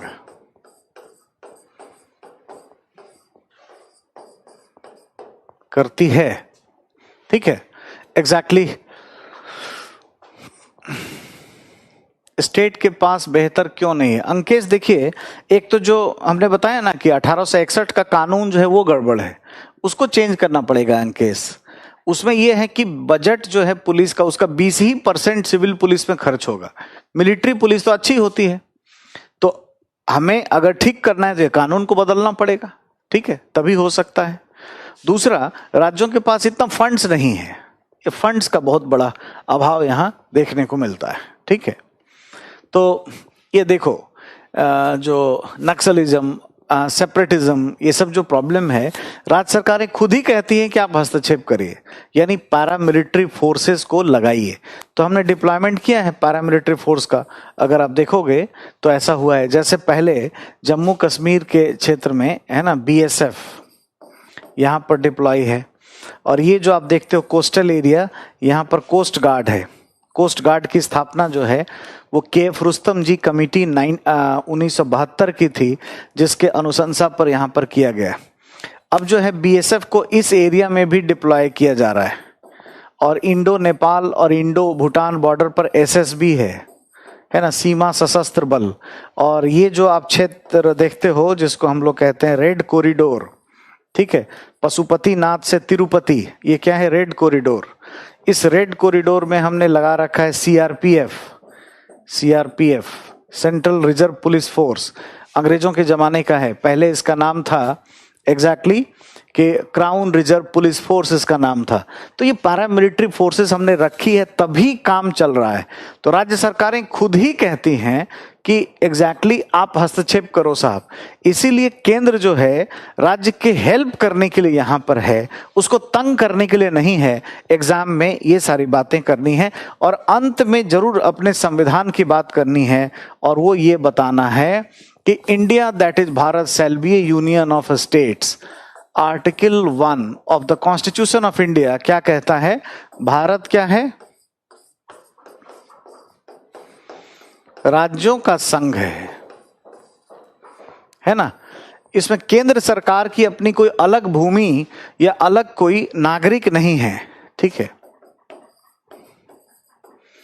केंद्र के अलग नागरिक, केंद्र का अलग क्षेत्र, ये क्या है, नहीं होता, नहीं होता। ठीक है, अलग नागरिक और अलग क्षेत्र इसके नहीं होते। करेक्ट।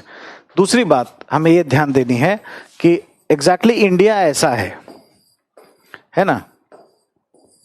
तो दिल्ली जो है, भारत सरकार जो भी करेगी वो फायदे के लिए ही करेगी, इसके अपने अलग लोग नहीं होते, अलग नागरिक नहीं होते।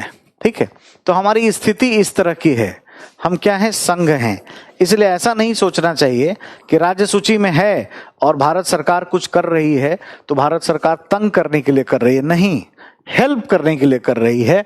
और इतने सारे तर्क जो है, जितने पॉइंट्स हमने देखे यहां से, इन सारे पॉइंट्स को यहां से बताना है।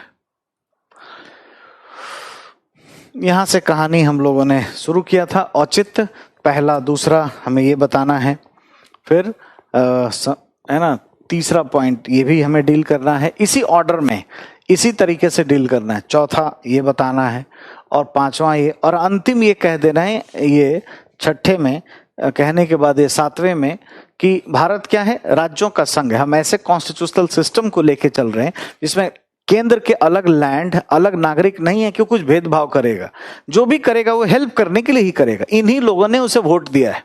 ठीक है, तो इस तरीके से अपनी बात को बताना है। यानी आंसर क्या मिला, बहुत सारे लोग पूछ रहे थे कि राज्यों की बिना सहमति के अगर पुलिसिंग करता है केंद्र, या इन्वेस्टिगेशन करता है, जांच करता है, अब किसी के मन में कोई सवाल ही नहीं होगा, सारे सवाल खत्म हो गए। इसीलिए हमने कहा कि थोड़ा पेशेंस रखो। ठीक है, तो अब आप समझ गए कि केंद्र हस्तक्षेप जो करता है वो सही है, और एग्जैक्टली वो हेल्प करने के लिए करता है।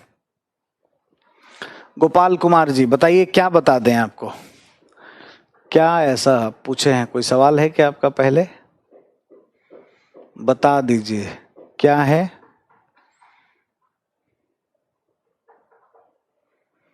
स्टेट गवर्नमेंट करेगी ना, पुलिस एडमिनिस्ट्रेशन स्टेट में है ना अंकित। पुलिस की इमेज समाज में खराब क्यों मानी जाती है, जबकि वो भी हमें प्रोटेक्ट करती है। जब भी पुलिस का नाम लेते हैं लोग तो डर क्यों जाते हैं, इसीलिए क्योंकि हमने अंग्रेजों के हिसाब से उसी जमाने का जो पुलिस एक्ट है उसको बना रखा है। 1861 के पुलिस एक्ट को जब तक रिमूव नहीं करेंगे तब तक ये जो है ना, जो एक तरीके से लांछन लगा हुआ है पुलिस पर, ये हटेगा नहीं। 1861 का पुलिस एक्ट इसके पीछे का बहुत बड़ा कारण है। ठीक है, फोर्स को रिपीट कर दीजिए। अच्छा चलिए, ये हमने बताया था बच्चों कि बीएसएफ जो है जम्मू कश्मीर के अर्बन एरिया में है। ठीक है, और यहाँ पे अब नॉर्थ ईस्ट रीजन में भी बीएसएफ को लगाया जा रहा है। Indo Nepal, Indo Bhutan border पे एसएसबी है, सीमा सशस्त्र बल। और ये जो आप देख रहे हैं स्क्रीन पर, रेड कॉरिडोर से आता हुआ, यानी पशुपति नाथ से एग्जैक्टली यहाँ पर तिरुपति तक ये नक्सली क्षेत्र है। तो इसमें जो है क्या होगा, सीआरपीएफ जैसा दिखाई देगा।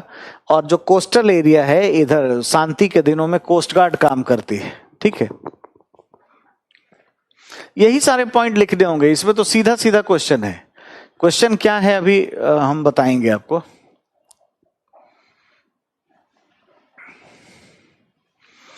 ये देखो प्रियंका, पुलिस के बारे में इतना ज्यादा पढ़ना है तो पब्लिक एडमिनिस्ट्रेशन पढ़ो। उसमें ना क्यों ऐसा है, क्योंकि डीजीपी प्रणाली होती है और कमिश्नरेट सिस्टम होता है, ये अलग होता है ना। डीजीपी प्रणाली दिल्ली में नहीं लागू है, दिल्ली में कमिश्नरेट सिस्टम लागू है। और कमिश्नरेट सिस्टम में क्या, ये चूंकि यूटीज है ना, तो दिल्ली गवर्नमेंट का कंट्रोल नहीं है, ये गवर्नमेंट ऑफ इंडिया का कंट्रोल है। हाँ, अफ्स्पा कानून जो है केंद्र के द्वारा चलाया जाता है। सुप्रीम कोर्ट ने कई बार संज्ञान लिया, लेकिन एक तो वो जो व्यवस्था बनी हुई है ना पहले से, इसलिए नहीं हो पाया। 366 आर्टिकल में ये लिखो बच्चे, पीयूष, कि उस अनुच्छेद में जो भी परिभाषाएं दी गई हैं उसके आधार पर केंद्र जो है पुलिसिंग करता है, या केंद्र को मौके मिलते हैं, अवसर मिलते हैं जिससे वो पुलिसिंग कर सके। हाँ, अभी क्वेश्चन आपको देते हैं। प्रिवेंटिव डिटेंशन, ये निवारक नजरबंदी, जब किसी व्यक्ति पर डाउट हो कि ये कोई कानून एवं व्यवस्था के उल्लंघन में या ये अराजकता फैला सकता है तो उसे घर में ही बंद कर दिया जाता है, एक तरीके से हाउस अरेस्ट। सीआरपीसी का मतलब है क्रिमिनल प्रोसीजर कोड।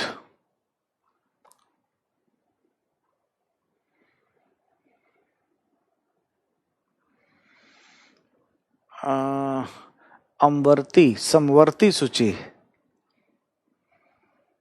यूपीएससी के लिए पब्लिक एडमिनिस्ट्रेशन ऑप्शनल अच्छा रहेगा क्या? बिल्कुल अच्छा रहेगा। कोस्ट गार्ड बना था 1972, है ना। केएफ रुस्तम जी एक आईपीएस अफसर थे, है ना, बहुत ही बिहार काडर के अच्छे, उनके रिकमेंडेशन पर बना था। केएफ रुस्तम जी कमेटी के उस पर बना था। नक्सलवाद को कैसे ठीक करें कभी देखेंगे, या इंटरनल सिक्योरिटी में आपको पढ़ाया जाएगा? अगर पब्लिक एड कोई पढ़ता है ना तो उसमें ये सब कुछ रहता है।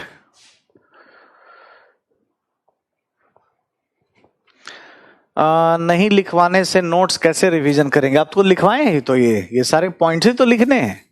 यही मैं लिखवाता, जो मैंने बोर्ड पे लिखा है इसको लिखिए, और फिर भी अगर कोई डाउट रह जाता है तो उसको रिवाइज करिए, रिवीजन कर सकते हैं। टास्क फोर्स का जो गठन है वो तब किया जाता है जब किसी खास काम को करना होता है ना। सर टोटल कितनी क्लास होगी? अभी बताएंगे आपको, अभी तो आप करते रहो।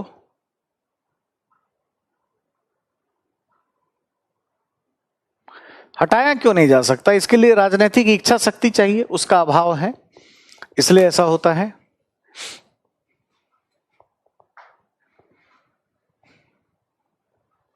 थोड़ा फी ज्यादा है। चलो कुछ क्वेश्चन का आंसर भी लिखवाएंगे ना, लगातार लिखवा देंगे। चलो अभी तो देखो बच्चों, ये हमने जो लिखा ना, यही आपको लिखना था। ये सारे पॉइंट्स ही आपको लिखने हैं कि लॉ एंड ऑर्डर अगर राज्य सूची का विषय है तो क्यों संघ सक्रिय है, बस ये क्वेश्चन ही है अपने आप में। इसका औचित्य का वर्णन करें। चलो मैं क्वेश्चन के फॉर्म पे लिख देता हूं, एक सवाल लिखता हूं। चलिए एक सवाल लिखिए।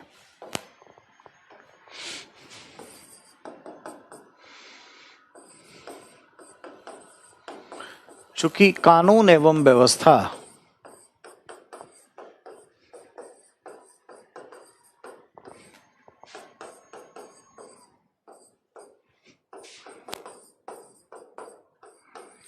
राज्य सूची में आता है,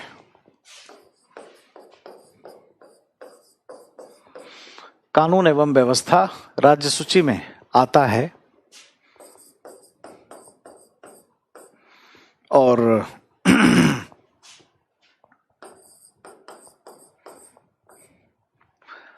कानून एवं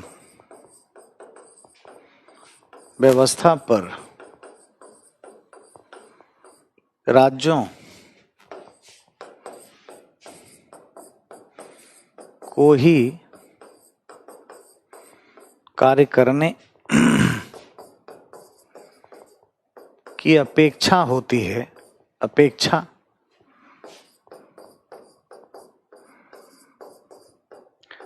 होती है, फिर भी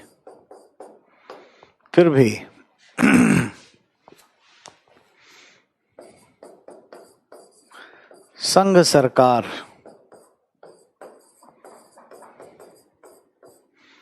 के स्तर पर सक्रियता क्यों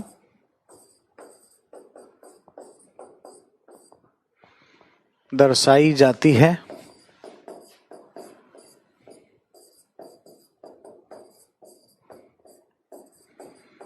क्या आपके विचार में क्या आपके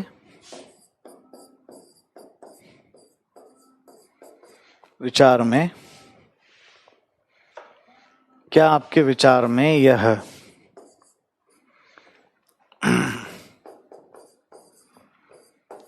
संघ का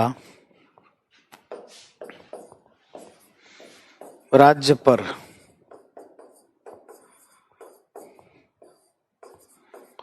हस्तक्षेप है? तर्क वितर्क करें, तर्क वितर्क करें।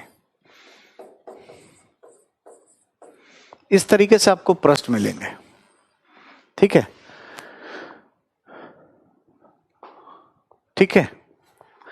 ये पॉइंट है, ये मोस्ट इंपॉर्टेंट मैं लिख रहा हूं, ये आने वाले समय में आएगा।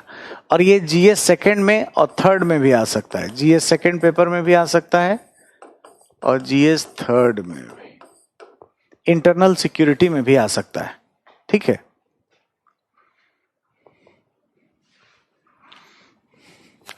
नहीं देखिए जितेंद्र, सुझाव की जरूरत नहीं है, पहले ही जब क्लियर हो गया कि संघ जो है जितेंद्र राज्य को हस्तक्षेप नहीं कर रहा है, हेल्प कर रहा है, तो इसमें फिर कहाँ प्रॉब्लम है। अब कोई संस्था को लेकर के विवाद है, जैसे एनआईए को, तो हम पढ़ेंगे, एनआईए के लिए इंतजार करिए। सीबीआई को लेकर के तो पढ़ेंगे, उस पर क्या, ओवरऑल ऐसा नहीं कह सकते। अच्छा अंकेश सर, अब लगता है कि लक्ष्मीकांत के बिना ही काम अरे लक्ष्मीकांत पढ़ते तो कभी नहीं होगा, यूपीएससी में तो आप भूल जाओ, पीसीएस वीसीएस में शायद कभी सिलेक्शन हो भी जाए, कभी नहीं हो सकता। सुशांत सिंह का भी मामला बताएंगे, सीबीआई पढ़ाएंगे तो बताएंगे। गोपाल, अब कल वाला सेकंड क्वेश्चन क्या था, आई डोंट नो, उसी समय पूछ लेते ना, कैसे जैसा पढ़ाया होगा वैसा लिखना है। अब देखो इसको मैं फॉर्मेट करता हूं कि इस क्वेश्चन में क्या लिखेंगे। सबसे तो पहले बता देना कि लॉ एंड ऑर्डर क्या होता है, तो कानून क्या है इसकी परिभाषा आपको लिखनी है, ठीक है।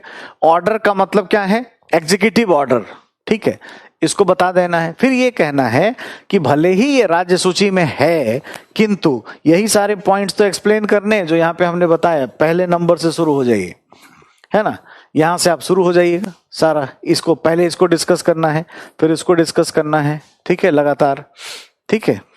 और आगे समवर्ती सूची की बात करते हुए यहाँ संविधान की सुरक्षा संरक्षा का दायित्व जो है, राज्य की सुरक्षा का दायित्व दिया गया है संघ को, लेकिन ये भी नहीं कैसे कर पाएगा जब तक केंद्र सक्रिय नहीं रहेगा। गोला बारूद रखने को दिया गया है, तो इसके पास अगर मंत्रालय ना हो, संगठन ना हो, तो काम कैसे होगा, ठीक है। इसी तरीके से ये सारे पॉइंट लिखने हैं। इसलिए देखो मैंने आपको बच्चों पहले ही बताया था, जो सिर्फ जो कह रहा है ना कि हमें क्या लिखें, वो ध्यान नहीं दे रहा है, वरना मैं पढ़ा ही वैसे रहा हूं जैसे क्वेश्चन क्रिएट होता है, आसानी से हम काम कर सकते हैं। हाँ ये बात है अंकित, कभी कभी प्रिवेंशन डिटेंशन का मिसयूज होता है, तो ये समस्या तो है। डब्लू जी कोई बात नहीं, आप रिकॉर्डेड वीडियो देख लो।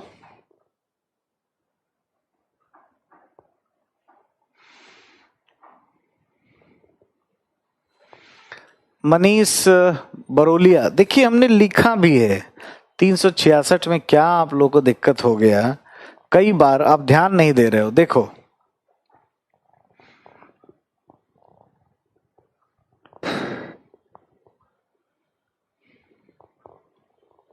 यहां ध्यान दो भाई,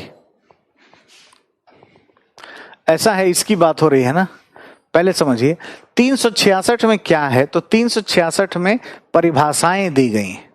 जैसे जब भी हम कहते हैं कि एग्जैक्टली प्रोक्लेमेशन ऑफ इमरजेंसी, तो उसका मतलब है नेशनल इमरजेंसी, या कोई भी जैसे किसी भी चीज की परिभाषा अगर आपको देखनी हो तो आर्टिकल 366 में जाइए।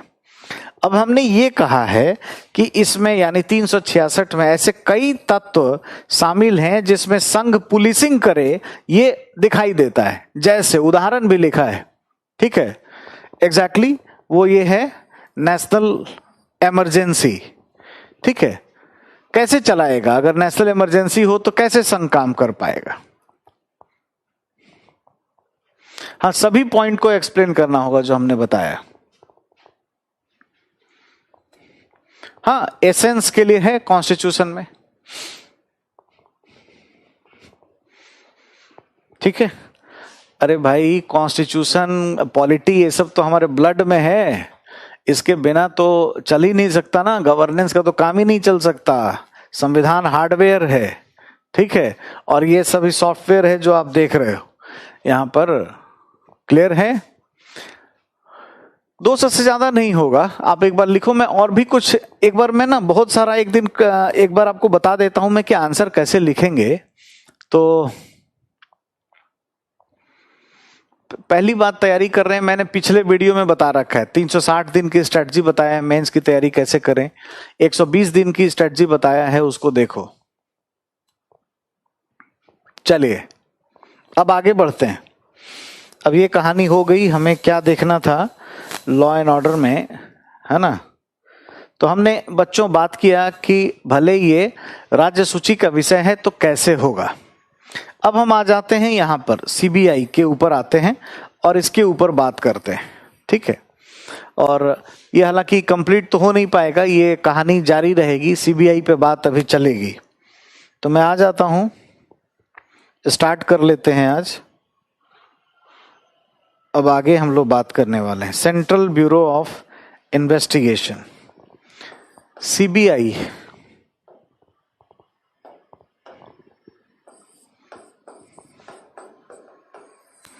ठीक है, central bureau of investigation.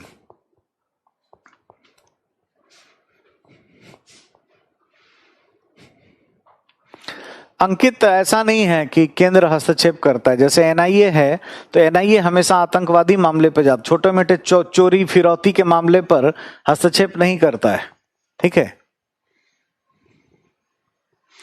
Public administration लोगे ना डिंपल, तो क्या फायदा होगा कि जब मैं देखो दोनों ऑप्शनल पढ़ाता हूं, पॉलिटिकल साइंस भी पढ़ाता हूं और पब्लिक एडमिनिस्ट्रेशन भी पढ़ाता हूं।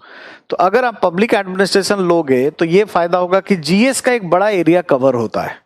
सेकेंड पेपर जो है ना पेपर 2 का, उसमें ज्यादातर क्वेश्चन उसी के आते हैं। फोर्थ पेपर में, थर्ड पेपर में बहुत सी चीजें तैयार होती हैं, तो उससे अच्छा है अगर दोनों में इंटरेस्ट है तो पब एड की तरफ जाओ।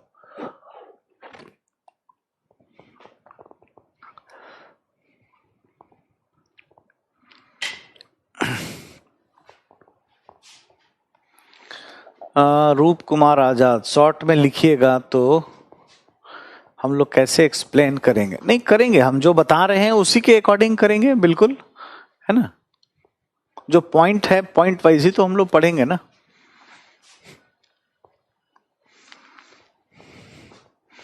देखो आप लोग चाहते हो कि मैं यहाँ पे कुर्सी पे बैठ जाऊं और आपको लिखवाता रहूं तो अच्छी बात है, उसमें हमें मेहनत भी कम करना पड़ेगा, लेकिन आप बोर हो जाओगे, बोरिंग क्लास हो जाएगी, है ना।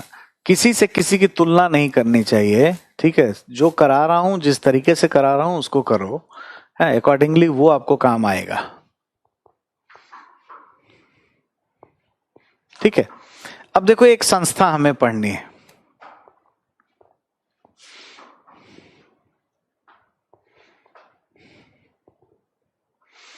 नहीं यहां पर अभी तो हमारी कोई बातचीत नहीं हुई है पब एड लाने की, है ना।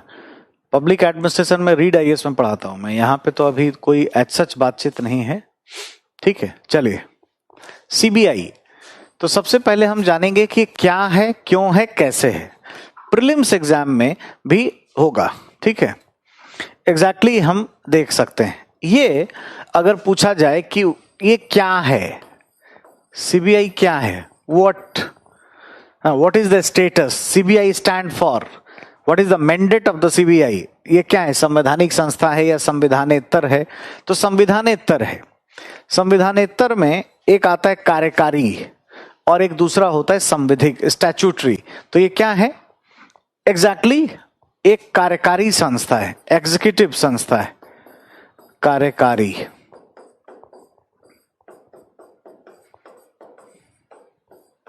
संस्था है, यानी ये संविधानेतर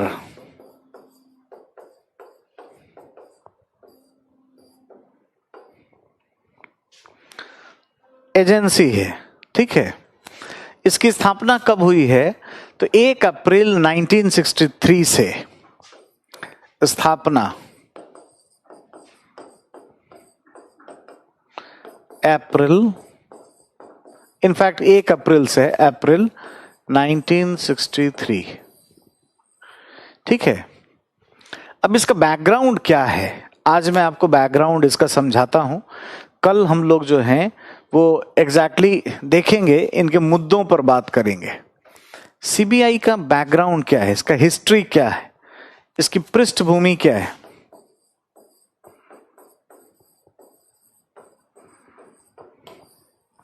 ठीक है, ये हमें जानना है। पहले कहानी सुन लीजिए, फिर कुछ पॉइंट्स मैं लिखूंगा जो ध्यान में रखना चाहिए आपको, उतना ही आपको ध्यान में रखना है। देखिए, सेकेंड वर्ल्ड वॉर जब चल रहा था, जब भी कोई विश्व युद्ध होता है, कमेंट बंद करो यार, कमेंट मत करो, सुनो समझो, वैसे भी मैं देख नहीं रहा हूं, जो इंपॉर्टेंट आएगा, काम का चीज आएगा, वही मेरे आंखों से दिखेगा, बाकी दिखेगा ही नहीं, समझ गए? तो कोई फायदा नहीं है झूठ मूठ का लिखते रहने से। पढ़ो अभी ना, समझो, सीबीआई के बारे में जानो, समय चला जाएगा, टाइम इंपॉर्टेंट है, टेम्परेरी वर्ल्ड में हम लोग जीते हैं, ठीक है? देखो, सीबीआई एक इत्तेफाक से आया है, कोई सोचा नहीं था, समझा नहीं था, ठीक है?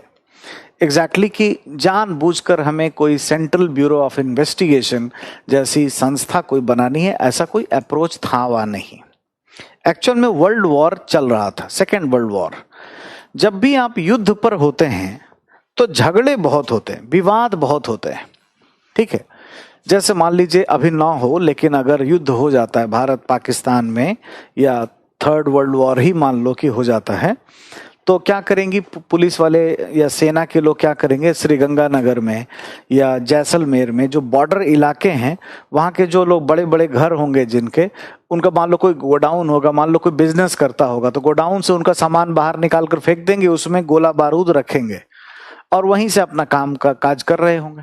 लेकिन जब युद्ध खत्म हो जाएगा ना, तो वो घर वाला केस करेगा सरकार पर, तो स्टेट वर्सेस इंडिविजुअल का केस होगा कि साहब ये हमारे घर में गोला बारूद रखे, मेरे इतने करोड़ों का सामान नुकसान हुआ, मैं गरीब हो गया, फला सुसाइडल टेंडेंसी मेरे लिए हुई, ये सारी बातें हुई, इसीलिए हमें इतना पैसा चाहिए, इतना हर जाना चाहिए, ठीक है? ये इस तरह की बातें करते हैं।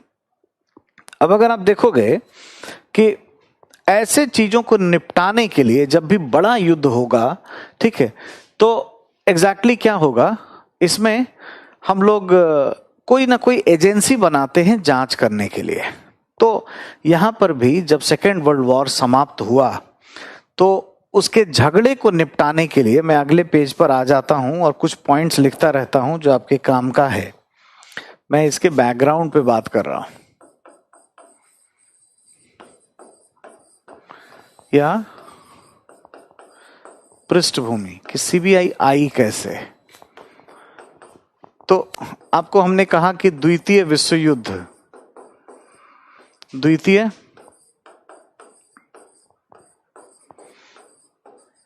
विश्व युद्ध जब चल रहा था, जब समाप्त हुआ, तो इसके विवाद को निपटारा करने की जरूरत थी।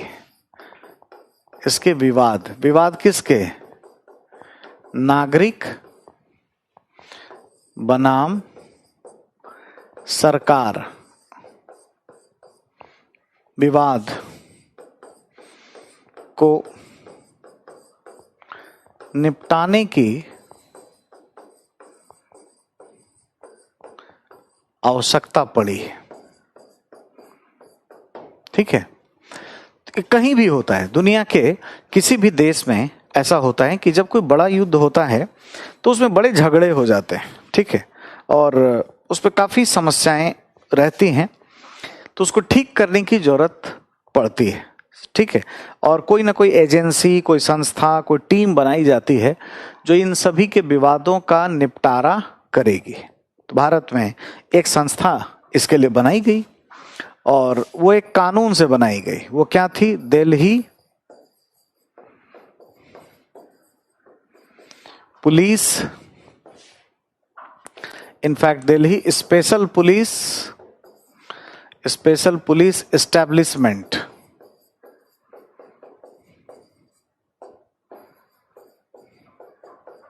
ठीक है? दिल्ली स्पेशल पुलिस एस्टैब्लिशमेंट, एक कानून पारित कर दिया गया। ये संस्था तो पहले ही से थी, लेकिन एक्ट बनाया गया 1946 में। इसको संक्षेप में ऐसे लिखते हैं, दिल्ली स्पेशल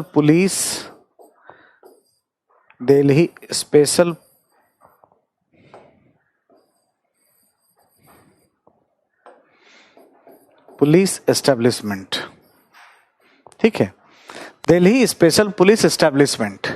अब आपके मन में बात उठ रहा होगा कि एस्टैब्लिशमेंट क्या होता है? What is establishment? बहुत सारे बच्चे छोटे छोटे पढ़ रहे हैं, 11th क्लास का भी पढ़ रहा है इसमें ऑनलाइन, तो एस्टैब्लिशमेंट इज व्हाट?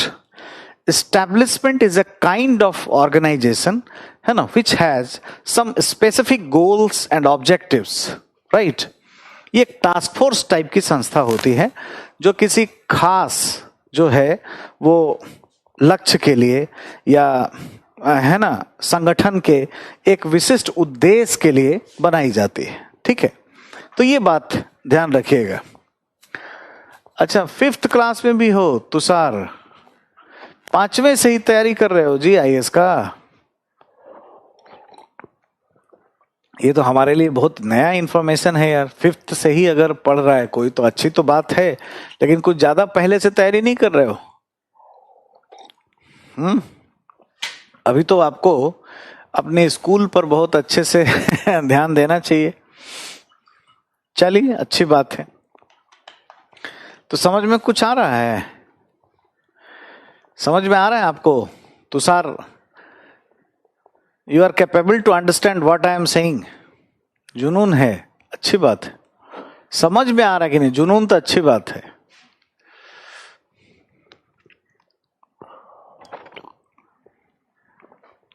अच्छा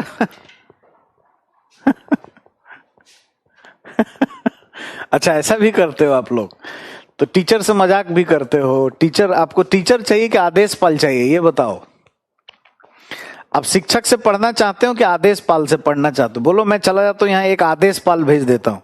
आप जो आदेश दोगे ना ऑनलाइन, वो वही करेगा जो आपको ठीक लगे। जो आपके लिए जरूरी है वो आपको नहीं चाहिए शायद, हमें लगता है। ऐसा है क्या?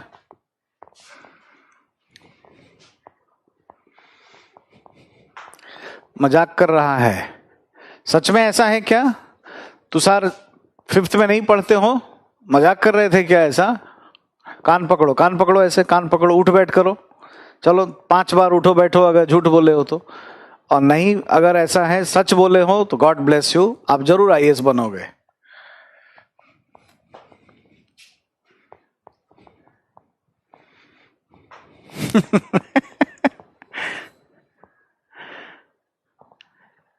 नहीं, किसी ने कहा 5वें में तो he/she should have some ethics. यार देखो, इतना झूठ बोलोगे, यूं ही मजाक करते रहोगे, आपको क्या लगता है सबको आईएएस बनता है? सबको काशी जाता है? सब आईएएस बनने के लिए पैदा नहीं हुआ है बच्चे, ध्यान रखिएगा। 135 करोड़ लोग हैं यहाँ पे, और बहुत से हैं उसमें से मात्र 6,500 आईएएस बनता है। तो सबको नहीं बनना है। और मैं उस तरह का रूटीन टाइप का टीचर नहीं हूं कि बस यहाँ पे मैं वो करूंगा। आप ये मत सोचो कि ये नहीं करूंगा तो हमारा जीवन नहीं चल पाएगा। ये सब आप मत, मजा आ रहा है इसलिए पढ़ा रहा हूं, और आपको जिंदगी भर याद रहेगा। ये क्लास जो गवर्नेंस की आप करोगे, तो आप जब 1-2 बार लहूलुहान हो जाओगे ना, अभी तो आपको संविधान और पॉलिटी इसमें अंतर ही समझ नहीं आ रहा है। जब 1-2 बार लहूलुहान हो जाओगे, उसके बाद समझ में आएगा कि हाँ ये पॉइंट था और यही काम आएगा एग्जाम में। हाँ ठीक है, देखो ये सच बोल रहा है तुषार, ये सही में 5वें में पढ़ता है।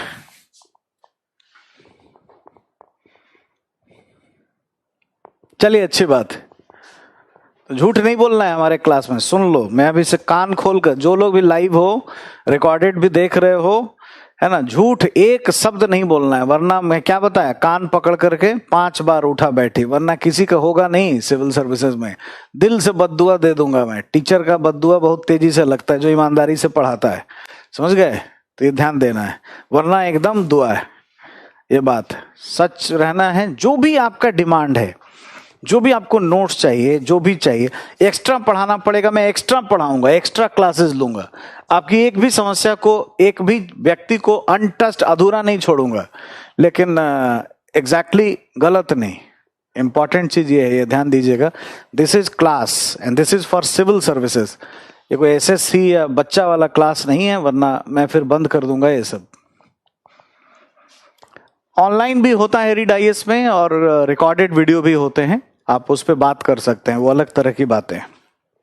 हाँ जी, तो मैं बच्चों बात कर रहा था सीबीआई पर, ठीक है? और एग्जैक्टली सीबीआई जैसी संस्था का उदय कैसे हुआ, उस पर हम बात कर रहे थे। तो बात ये कर रहे थे कि 2nd वर्ल्ड वॉर, ठीक है, ये चल रहा था। जब भी युद्ध होता है तो एग्जैक्टली कुछ ना कुछ झगड़े होते हैं, विवाद होता है, ठीक है। और एग्जैक्टली हमें उस विवाद को निपटारा करने के लिए क्या करना पड़ता है, कोई ना कोई एजेंसी बनानी पड़ती है। तो हमने एक एजेंसी बनाई एक कानून से, ठीक है। और वो कानून है क्या, 1946 का, वो क्या है, Delhi special police establishment, right, जिसका नाम है। तो हुआ क्या कि ये विवाद का निपटारा कर रही थी, और ऐसा हुआ कि 8-10 वर्षों में सारे विवाद खत्म हो गए। 8-10 वर्ष में सारे विवाद समाप्त। सारे विवाद कौन से, जो वर्ल्ड वॉर से रिलेटेड थे, सेकेंड वर्ल्ड वॉर से रिलेटेड थे, ठीक है।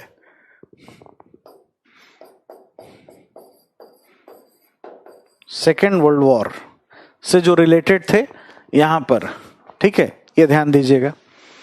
तो इस वजह से काफी हुआ कि भाई एक इतनी अच्छी संस्था जिसमें हम तो बहुत अच्छे लोग यहाँ पर हैं, यानी यहाँ बहुत टैलेंटेड ऑफिसर्स काम कर रहे थे, ठीक है, बहुत अच्छे टैलेंटेड, और दिल्ली पुलिस के बहुत अच्छे ऑफिसर्स यहाँ पर थे, दिल्ली पुलिस के लोग ज्यादा थे, ठीक है। तो ऐसा हुआ ना कि कहा गया कि अब तो ये संस्था भंग हो जाएगी क्योंकि इसके तो लक्ष्य प्राप्त हो गए, ठीक है, तो ये तो बड़ा खराब होगा। तो एक कमिटी बनाई गई कोहली साहब की। कोहली कमिटी ने कहा कि क्यों ना ये जो दिल्ली स्पेशल पुलिस एस्टैब्लिशमेंट है इसका नाम बदल करके सीबीआई कर दिया जाए, और वो एक तरीके से, है ना, क्या करे, जो भी केंद्रीय स्तर पर जो झगड़े होते हैं, विवाद होता है, उसका निपटारा करे। करेक्ट, ये ध्यान दीजिएगा। तो चौथी बात इसमें हमें ये करनी है, हम लोग बैकग्राउंड पर बात कर रहे हैं, कोहली समिति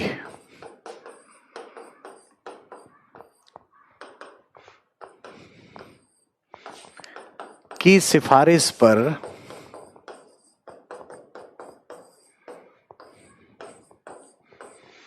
कोहली समिति की सिफारिश पर, है ना, जो दिल्ली स्पेशल पुलिस एस्टैब्लिशमेंट जो था, एस्टैब्लिशमेंट का नाम बदलकर सीबीआई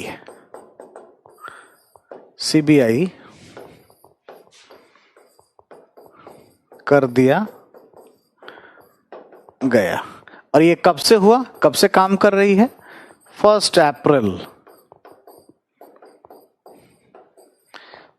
अप्रैल 1963, ठीक है।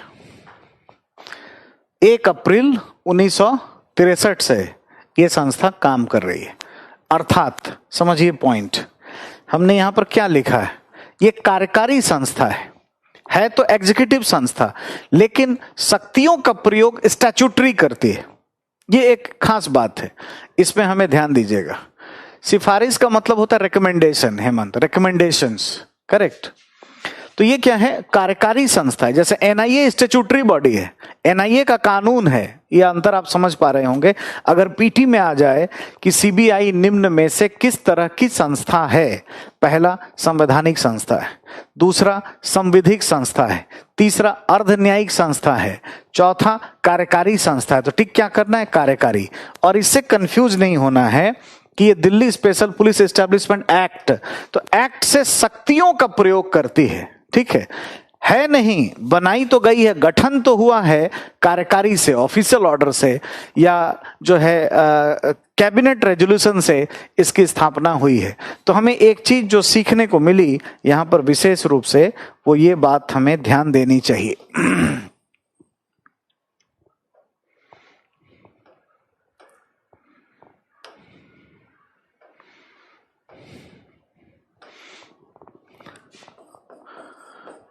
सीबीआई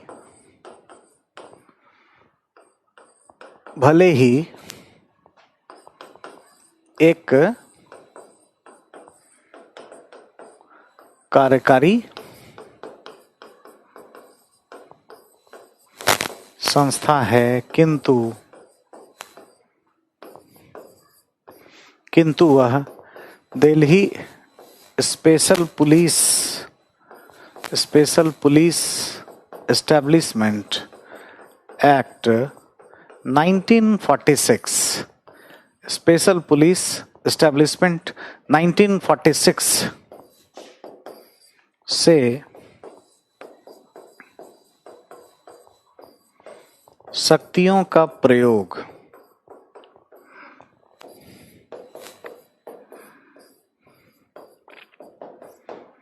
करती है ना, ये आपको ध्यान में रखना चाहिए।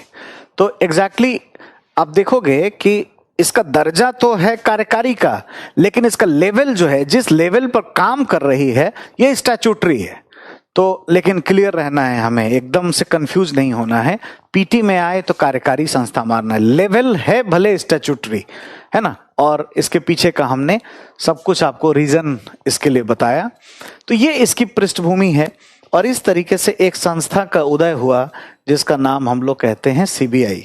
ठीक है, सीबीआई में एक डायरेक्टर होते हैं जो डीजीपी लेवल के ऑफिसर होते हैं एग्जैक्टली। और डायरेक्टर जनरल ऑफ पुलिस जो है वो यहाँ पर उसके बराबर के व्यक्ति को बनाया जाता है। इसकी जो नियुक्ति पहले होती थी ना, वो कार्यकारी आधारों पर ही हो जाया करती थी, लेकिन अभी चेंज किया गया है। सेंट्रल विजिलेंस कमीशन, वो भी आपको मैं पढ़ाऊंगा। केंद्रीय सतर्कता आयोग 2003 का जब कानून बना, और जो लोकपाल का कानून है 2013 का, इन दोनों कानून से ये तय किया गया है कि जो सीबीआई का जो डायरेक्टर की नियुक्ति होगी, ये 3 लोग मिल करके करेंगे। एक कमिटी होगी जिसमें लोकसभा के विपक्ष के नेता होंगे, प्रधानमंत्री अध्यक्ष होंगे और चीफ जस्टिस ऑफ इंडिया। ये 3 मिलकर के जिसको तय करते हैं वही सीबीआई डायरेक्टर नियुक्त होता है। इस तरह का सिस्टम बनाया गया है, इसकी ऑटोनॉमी को ध्यान में रखने के लिए किया गया है। तो आज हमने क्या बताया, पीटी ओरिएंटेड बात बताया कि सीबीआई क्या है। ठीक है, इसके बैकग्राउंड पर बात किया। बस आखिरी बात आज के लिए मैं करूंगा और इसके मुद्दे पर मैं कल जाऊंगा कि इसकी भूमिका क्या है। What is the role of the CBI, ये किस तरह की भूमिकाएं निभाता है।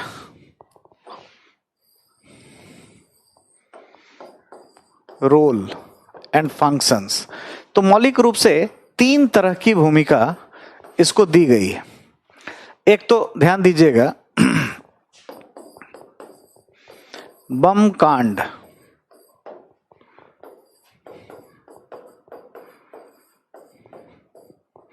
को रोकना, बम कांड को रोकना है ना, मिटिगेशन ऑफ द, है ना, बॉम्ब डिस्पोजल, ये ध्यान रखिएगा। नहीं, आरटीआई नहीं लगा सकते। आरटीआई एक्ट में बहुत सारी जो पुलिसिंग की संस्था है ना, उसको बाहर रखा गया है। ठीक है,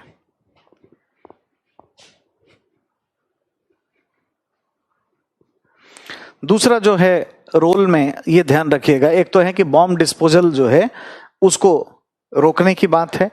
दूसरा पॉइंट आप ये ध्यान रखिएगा कि इसमें बेसिकली क्या किया जाता है, एक तो आर्थिक अपराधों के लिए भी ये काम करते हैं। जो आर्थिक अपराध है ना, इकोनॉमिक क्राइम, जैसे इनकम टैक्स या हवाला, ऐसी चीजें होंगी ना, उसके लिए भी। एक्चुअल में सीबीआई में ना ऐसा 2 विंग बने हुए हैं, 2 विंग बटा हुआ है। एक को कहते हैं जनरल ऑफेंस विंग और दूसरा है इकोनॉमिक ऑफेंस विंग। तो जनरल ऑफेंस विंग में आईपीएस अफसर भी काम करते हैं, इंडियन पुलिस सर्विस वाले, और इधर जो है आईआरएस भी काम करते हैं। IRS, Indian revenue service, income tax वाले सब भी सीबीआई में काम करते हैं। आप ऐसा मत सोचना कि सीबीआई में सिर्फ आईपीएस ही है ना, ये ध्यान रखिएगा। और उसके बाद ऐसा अपराध जिसकी जांच प्रधानमंत्री कराना चाहते हैं, ऐसे अपराध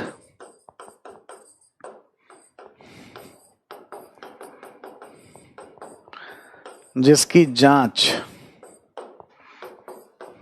प्रधानमंत्री कराना चाहते हैं। ठीक है, मतलब ऐसा कोई भी मासेकर हो, कोई बड़ा ब्लड शेड हो, मासेकर हो, कोई छोटी मोटी चीजें हैं, एग्जैक्टली ये तमाम चीजें इसमें रख सकते हैं। जैसे आरूसी हत्याकांड हो गया या सुशांत सिंह का केस हो गया, तो जो प्राइम मिनिस्टर चाहेंगे ये होगा। ठीक है, केंद्र सरकार चाहेगी वो होगा, ये ध्यान रखिएगा।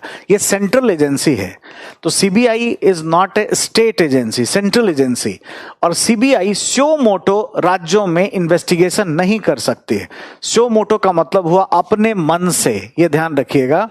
तो यहां पे आपको एक पॉइंट ही ध्यान रखिएगा, ये जो कानून है ना, ये कानून Delhi special police establishment act का सेक्शन 6 ये कहता है कि सीबीआई स्वयं के आधार पर स्यो मोटो तरीके से राज्यों में जांच नहीं कर सकते, ठीक है। और अपने आप में ये एक बहुत बड़ी बात है। सीबीआई स्वयं के आधार पर राज्य में हस्तक्षेप नहीं कर सकती। अब सुशांत के मामले में गई जांच करने, सारे जो मुद्दे हैं वो हम लोग कल देखेंगे, ठीक है, कल इस पर हम लोग बात करेंगे। तो आज हमने क्या देखा बच्चों, ये लिख लिया होगा आपने पूरे तरीके से। और ये तमाम चीज जो है, आज हमने सीबीआई क्या है, तो कार्यकारी संस्था है। किसके कहने पर बनाई गई, तो कोहली समिति के कहने पर। कब से काम करती है, कब स्थापित हुई, तो 1 अप्रैल 1963 से। कैसे आई, इसके बैकग्राउंड को हमने बताया। ये संवैधानिक संस्था नहीं है, स्टैट्यूटरी नहीं है, एग्जीक्यूटिव है। इसकी भूमिका क्या है, इस पर हमने बात किया। कल इसके जो है तमाम चीजों पर और चर्चा होगी, इसके मुद्दों पर और बात होगी। एनी क्वेश्चन, एनी डाउट आपके पास? अब तो मेरे ख्याल में 1-2 मिनट का समय है, अब इससे बात कर सकते हैं। मैं इसको एक्सपोर्ट कर देता हूं आपके लिए। आप अपने सवाल तैयार रखिए।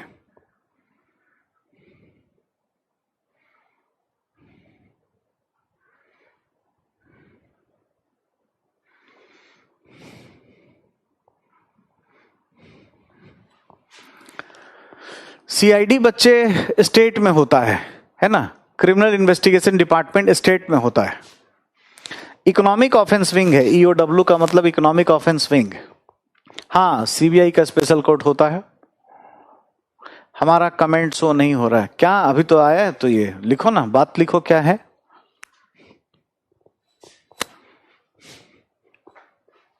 बताते जाओ, बताते जाओ। सेंटर 1861 को लॉ चेंज क्यों नहीं कर रहा? अरे उसके लिए तो है ना, एक तरीके से क्या चाहिए, पॉलिटिकल विल चाहिए अच्छे तरीके से, तभी तो हो पाएगा।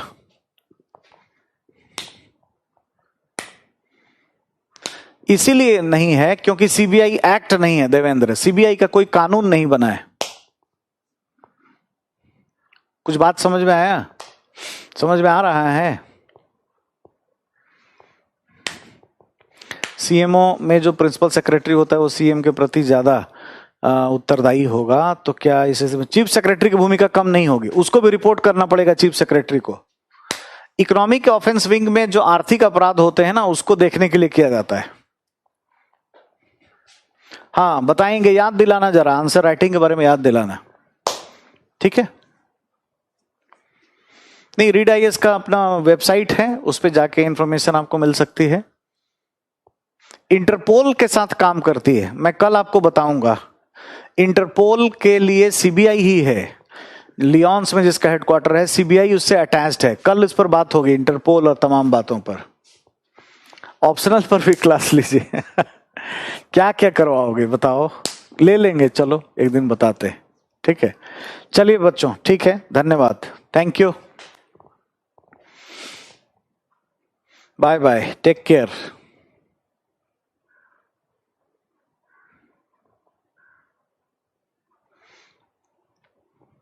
Take care, take care.